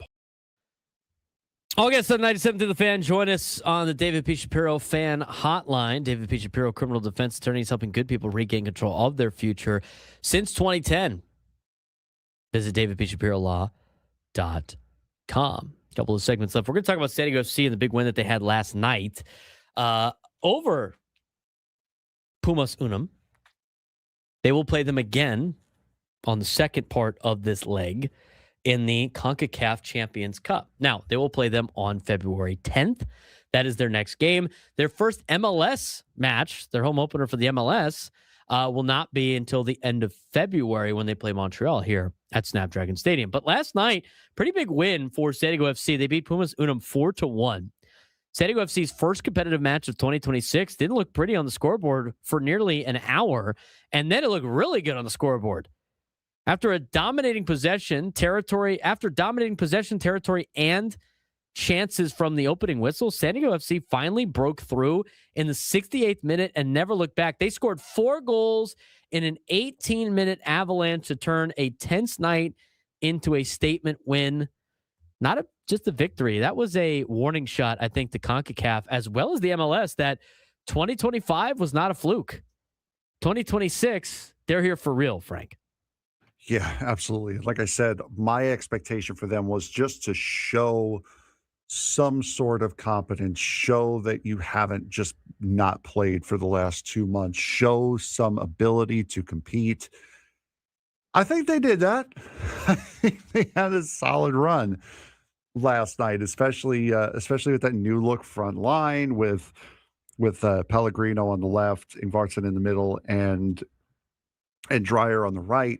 They subbed Alex Mighton in. Now Mighton's more of a winger, but they had him play his striker position last night and scored a goal. So again, as I mentioned at the top of the show, your 4 different goal scorers for San Diego FC, 20 years old, 19 years old, 23 years old, 19 years old. San Diego FC controlled nearly 73% of the possession from the start. Crisp passing last night and territorial control mirrored their inaugural MLS season style.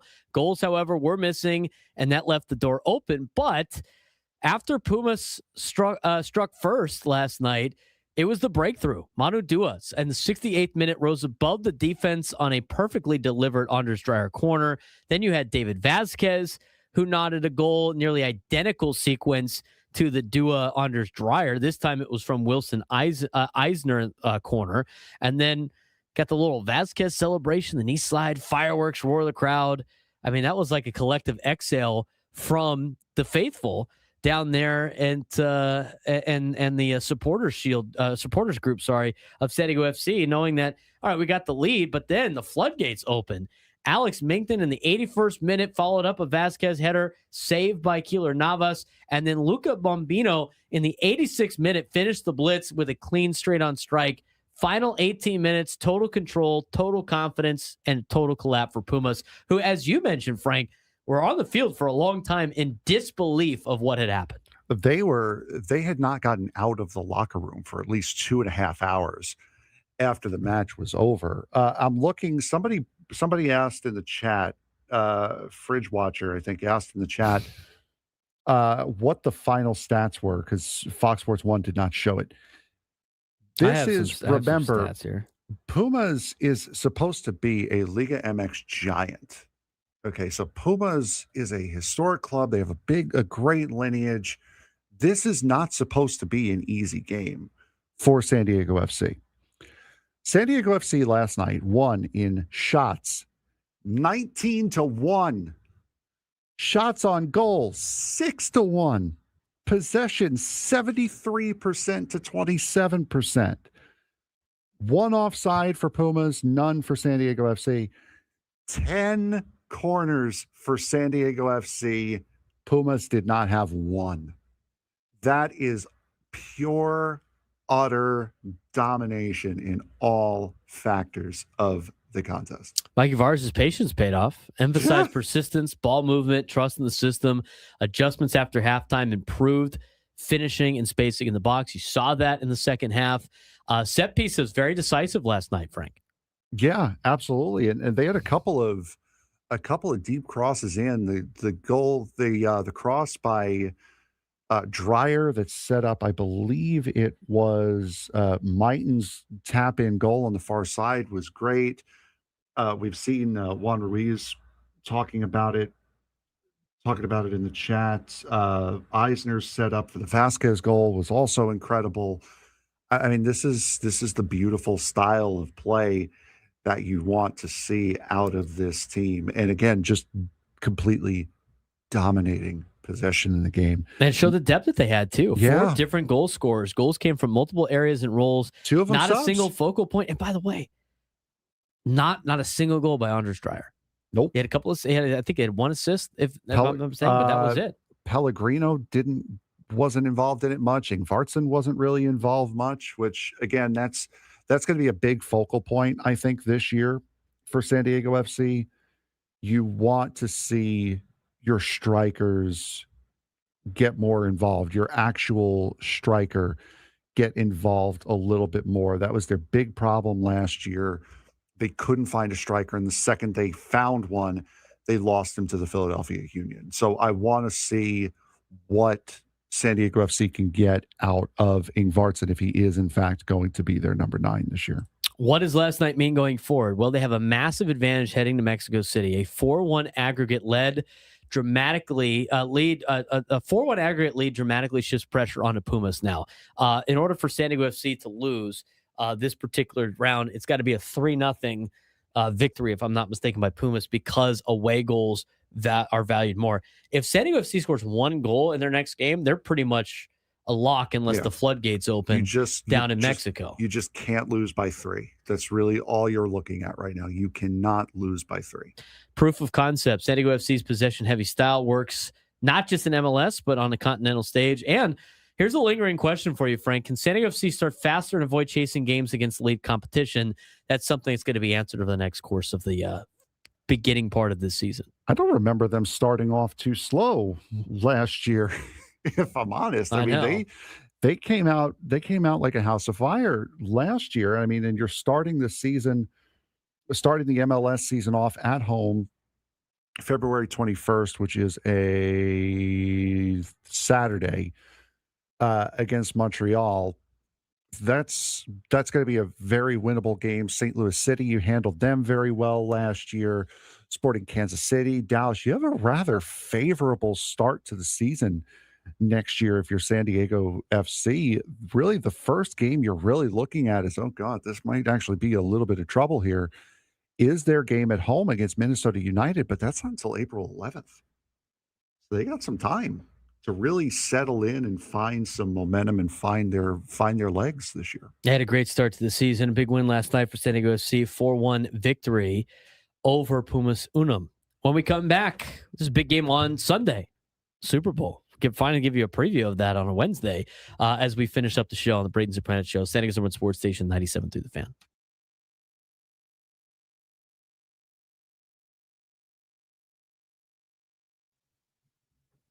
We're officially 1 week closer to the 2026 Olympics, and you can feel it across the NHL. Contenders are tightening up, bubble teams are panicking, and the trade market is starting to move before the pre-Olympic roster freeze.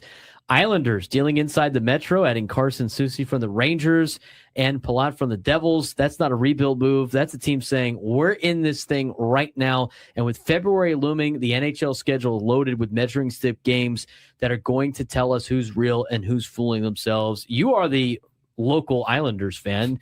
How do you think about the Islanders deciding to make these moves and try to get themselves part of contention? I mean, there are moves that, especially later in the season, the Islanders have had a really hard problem, have had a really big problem recently getting goal scoring, and to get guys like Carson Soucy and Andre Palat from out of their own division. I mean, that can only help the New York Islanders as we enter the last week before the Olympic break. Let's look at the power rankings in the NHL, the first half of the season, if you will. Top of the league, the real contenders right now, Colorado Avalanche, still the standard. Colorado's the best team in hockey, and it's not particularly close. 76% points percentage tells you everything. The Avs aren't just winning, they're dictating how games are played. Their big matchup, February 26th against Minnesota. That's a playoff preview, plain and simple, and Colorado feels inevitable right now. Yeah, and the Avalanche have been a very, very good team, even from the outset of the season. I believe they were about 6 or 7 games in before they lost their first game to the New York Islanders. But yeah, the Avalanche look poised to get on another Stanley Cup run. The only thing you would caution that is the last couple of years, the President's Trophy winner hasn't really fared all that well in the playoffs. And if there's one sport where that 8 upsetting the number 1 is most prevalent, it's the NHL. So nothing is a give-in despite how good a year you may have had. Here are the other teams that are part of the contenders. Tampa Bay and Carolina on the Eastern Conference collision course. This is a real Eastern Conference Finals type preview. Tampa hasn't gone anywhere. Carolina is ruthless, structured, and deep. Bruins and Lightning in the Stadium Series looks fun, but Hurricanes Lightning on February 26th might be the game that actually matters if you care about June hockey. Yeah, and that game against that Stadium Series game between the Bruins and Lightning was absolutely crazy. Third period, Lightning are down 5-2. There's a goalie fight, and then Tampa Bay wins in a shootout, 6-5. So it is incredible how good Tampa Bay is, and Carolina has been ruthless over these last couple of years. They are a team that is built for a Stanley Cup for sure. In the Western Conference side, Dallas and Minnesota built for the long game. Dallas continues to quietly do everything right. Minnesota keeps proving it belongs in the Central's top tier. These are teams nobody wants to see in a 7-game series. Goaltending, structure, and patience, February hockey that translates to April. Absolutely, and especially with everything going on in Minnesota right now, the entire city is behind that Wild team, trying to propel them to a Stanley Cup. So that might be one of the most dangerous, if not the most dangerous team in the Western Conference right now. Here's the Surge and the Slide group, the Buffalo Sabres. This is real. Buffalo is officially for real. They've climbed into the Atlantic top 3, and their games against Florida this month are massive. This isn't a fun young team Buffalo anymore. This is, we expect to make the playoffs, Buffalo. Yeah, the Sabres have really turned it around. They've spent so many years. They've had guys like Jack Eichel and Ristolainen come through that team that they were never able to make work. And now they finally have a group that has made the New York Rangers the third best team in New York. Florida Panthers, dangerous again. The Panthers have climbed fast. The Battle of Florida on February 5th matters a lot, more than people realize. Nobody wants to see Florida as a wild card. Nobody. No, and you're also getting one of the Kachuk brothers back as well. So that's a big, big issue for everybody in the Atlantic. All in or fool's gold for the Islanders. I mean, that's a look at a team that has gone all in, but is it going to burn them? I don't think so. This team has been very solid. They have their identity. They have their play style under head coach Patrick Waugh. I would be surprised if this comes falling apart for them. And the last thing for you, the bubble chaos. This might be the messiest playoff race we've seen in years. Montreal, Vegas, Boston, Utah, Anaheim, Los Angeles, San Jose, Seattle, all clumped together. One bad week, you're out. One hot goalie, you're in. I mean, the West wildcard race is going to be absolute carnage. You got Kings and Oilers on February 26th. Matters not just emotionally, but existentially for Los Angeles. Sharks and Blackhawks featuring Celebrini and Bedard. That's the NHL selling the future while chasing the present. Plus, of course, the Anaheim Ducks who we're paying attention to. That young group has been very scary in so far this season, and big surprise team. Anaheim has arrived early. Ben Afquack has been kicking in streaks. Unfortunately, those streaks have been followed by long periods where he hasn't been kicking. So the Ducks are a very, very good team, but they still have some growing up to do. February is about to be ruthless. And then if you look at the bottom of the NHL, Rangers openly selling, Blues flirting with franchise alternating trades, Canucks are in a full teardown mode, Capitals staring down the unthinkable, missing the playoffs after leading the East last season. It's going to be a fun second half of the NHL.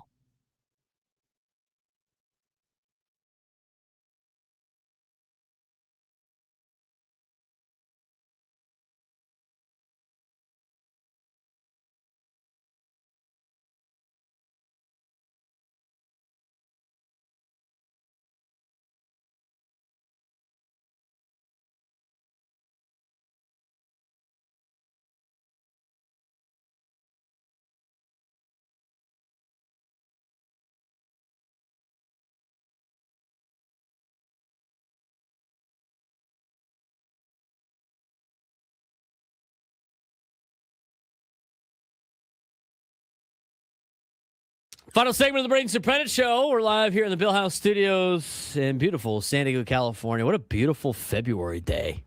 Huh? It's like 80-something degrees outside. What's the temperature now? 84. Jesus. We're at the high. Can't wait to get outside. Disgusting. It's great. Hope you guys are all enjoying your wonderful February day. It is winter's turn. No, their turn's almost over anyway. No, it's not. Yeah, it is. No. It's almost over. No, it's not. We saw 30%. We saw a shadow. We saw a shadow. You didn't see nothing. Didn't see anything. Nothing. Didn't see nothing. All right. We haven't really talked about the NFL at all this week, which is funny because it's the Super Bowl week, right? It's Super Bowl 60. Is that what it is? I think it's 60. Super Bowl LX. That'd be 60. You not good with Roman numerals? No. What kind of Italian are you? Sicilian. Don't like Rome. Slightly different. We did get an update, though, by the way. Frank sent this. He told us to be there in break. So we were just talking about Amari Bailey, right? Mm-hmm. Former UCLA and Charlotte Hornets guard Amari Bailey has signed with BYU. Bailey is seeking a temporary restraining order that would rule him immediately eligible to return to college basketball. That's according to Scott Hughes College Basketball. He is a credentialed men's college basketball reporter, independent journalist. That's what he is saying. Interesting. If they allow him to play, I don't know why you don't just try to get Luka. If you're a college team. Maybe they can play on two teams at once. What's the point of eligibility? I don't get it, bro. I really don't. Seriously, what's the point of eligibility for college athletics? Why even have eligibility? What's the point? Make it so they don't have to go to school. Do we think Amari Bailey's going to go to school? Is he going to take any classes? Oh, yeah. Mm-hmm. Student athlete. Student Is he first, take any classes? Remember? Alonzo Ball just got traded. It's your boy. That's cool. Artemi Panarin also got traded today too, from the Rangers to the Kings. So that just made the Quackers a little bit more difficult. Yeah, it's all right. By the way, another win last night. Yeah, You want to talk about a 4-1 win? I mean, San Diego FC and the Anaheim Ducks were kind of the same last night, except the Ducks scored first. They went up 4-0 and they gave up a goal. By the way, it's a good way to finish the first half for the Ducks. By the way, I've gotten push notifications for Anthony Davis today from ESPN. I've gotten push notifications for Jared McCain getting traded today. I got push notifications on the two big trades that happened yesterday. Still waiting on the Lonzo Ball push notification. I just got it. Lonzo Ball traded and 2 second-round picks to the Jazz. Well, I haven't gotten it. And my ESPN push notifications are the only ones that matter to me. Yours can say whatever they want. We haven't heard of the. It's the last week we play the NFL music. Fire it up. All right, let's preview the Super Bowl. Early preview. I'm sure there'll be more information going out there. We'll do it again tomorrow. But we got the Seahawks and the Patriots on Sunday for Super Bowl Sunday. It's a 3:30 Pacific time kick at Levi Stadium in Santa Clara. Seahawks are favored by 3.5. Over/under coming in was 46.5. ESPN Football Power Index gives the Seahawks a 60.2% chance of winning, which gives you a 3.6 point spread. This is a matchup that blends history, coaching philosophy, quarterback volatility. It's a rematch nearly 11 years after Malcolm Butler's goal line interception sealed the Super Bowl, one of the most iconic plays in NFL history. I'm still picturing Richard Sherman's face. No! No! No! Run the ball! This is the 10th Super Bowl rematch ever. The Patriots are involved in 4 of those, by the way, most by any franchise. New England returns to the Super Bowl 6 years after the Belichick-Brady era. Seattle is making its 4th Super Bowl appearance. ESPN set this up throughout the context of this particular article that gives us a little bit of a preview. But let's talk about the Seahawks. Seahawks are 14-3 this year, the number 1 seed in the NFC, head coached by Mike McDonald. His quarterback, Sam Darnold. Seattle has quietly become the league's most complete team. Top scoring defense in the NFL, 16.4 points per game allowed. 27 straight games without allowing a 100-yard rusher, which is pretty impressive. And Sam Darnold did join Tom Brady as the only quarterback with back-to-back 14-win seasons. Sam Darnold did it with 2 different teams. Should we put some more respect on Sam Darnold's name, Frank? For the sake of every Jet fan, no. But yeah, we really should. I mean, this is the guy. T.S. Jets. And mess.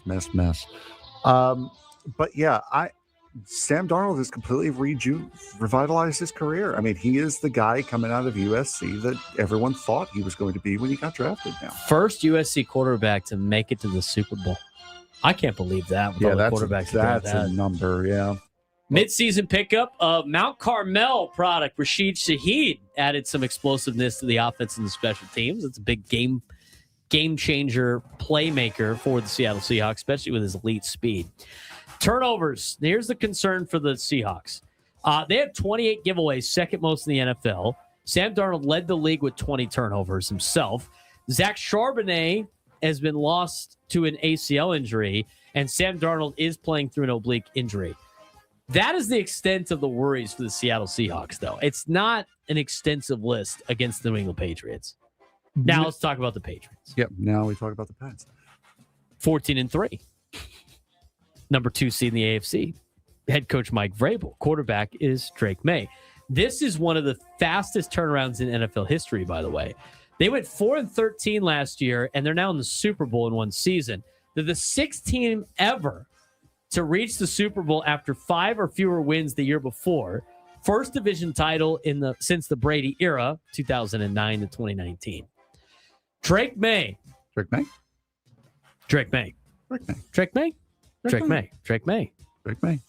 led the NFL in total quarterback rating, 77.1. He has a 72% completion percentage and a 113.5 passer rating. and an 8.93 yards per average. Dangerous as both a passer and a runner. Now, the concern, though, is ball security. Both teams turn the ball over, Frank. 6 fumbles in 2 playoff games for the Patriots and Drake May. Very young roster. The roster includes all 11 draft picks from 2025 and 4 undrafted free agents. It's a big stage. It's a very inexperienced roster for the New England Patriots. Got to learn somehow. You got to learn some way, and that's by getting in the game and actually playing it. So we'll see what happens with these young kids on the Pats. I believe, though. I do believe. You rooting for the Patriots? I believe the Pats are going to take this game. Yeah. Really? I don't. I think Seattle's going to win by 2 touchdowns. Seattle's defense versus the run has been very impressive. Opponent run success rate, 34%. It's the best in the NFL. EPA per run, negative 0.15, NFL best. Negative 34 first downs over expectation allowed on rushes, according to Next Gen Stats.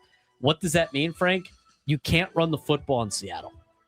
What do we say? What wins games in the NFL? What wins games in all levels of football? Running the ball. Running the ball. And making other people not run the ball. And stopping the run. And the Seahawks are the best at stopping the run. Is it no surprise to anybody that the Seattle Seahawks are in the Super Bowl? Let's talk about the passing offense for the Patriots. Got to be able to run the ball, but they can air it out. They're number 1 in passing EPA per play, largest pass run efficiency gap in the NFL, second highest pass rate over expected, plus 4%. New England must live and die with Drake May's arm, and they might have to live and die with Drake May's legs. It's going to be a little bit better of conditions, though, than the snow matchup they played in Denver. Here's some key matchups to pay attention to on Sunday. Jackson Smith and Jigba versus the Patriots quarters coverage. Patriots ran quarters coverage on 19.5% of playoff dropbacks. Smith and Jigba out of the slot creates vertical mismatches versus safeties. 24 catches, 335 yards from the slot this season. This is where offensive coordinator Clint Kubiak can dial up big shot plays. X factors. Seahawks, Rashid Shaheed, the San Diego kid. Threat as a receiver, a runner, and a returner. His big play ability does force defensive stress, but not only defensive stress, special team stress. As for the Patriots, Ramondre Stevenson's going to have a big game. He is the running back for the New England Patriots. He has 280 yards on 58 touches in the postseason. He's trusted by Vrabel despite inconsistent offensive line play. He's going to have a big day for the Patriots to have a good game because the Seahawks can stop the run. The Patriots offensive line has been beat up. It's inconsistent. If they can run the ball with Ramondre Stevenson, it opens up the door for the Patriots a little bit, but it's going to be tough. They're going against the best run defense in the National Football League. Is Sam Darnold actually better, or is he just protected? That's a big question that's going into the Super Bowl. Sam Darnold's had 2 pretty good years, but the first half of the season, he had a 77.9 QBR. Second half, a 37.4. It drops to 26th in the NFL. Defense improved while Darnold regressed statistically. Is Sam Darnold really playing at a high level, or is his defense bailing him out? That's an area of concern, I would say. But he did get you to this point. I mean, if you're going to give this is my whole argument on the quarterback play. If you're going to reward quarterback play as the end-all, be-all, you got to give Sam Darnold some credit. I mean, he did look pretty good in the first half, but is he winning because are they winning despite him or winning because of him? I think that'll be a big question going into the Super Bowl. Yeah, absolutely. It's going to be a fun game, but I do believe the Pats have got it. Early prediction consensus from ESPN. Everybody on their panel picks Seattle. Good for them. Take that for what it's worth. We'll talk more about the Super Bowl tomorrow. Quinn and Chris coming up next.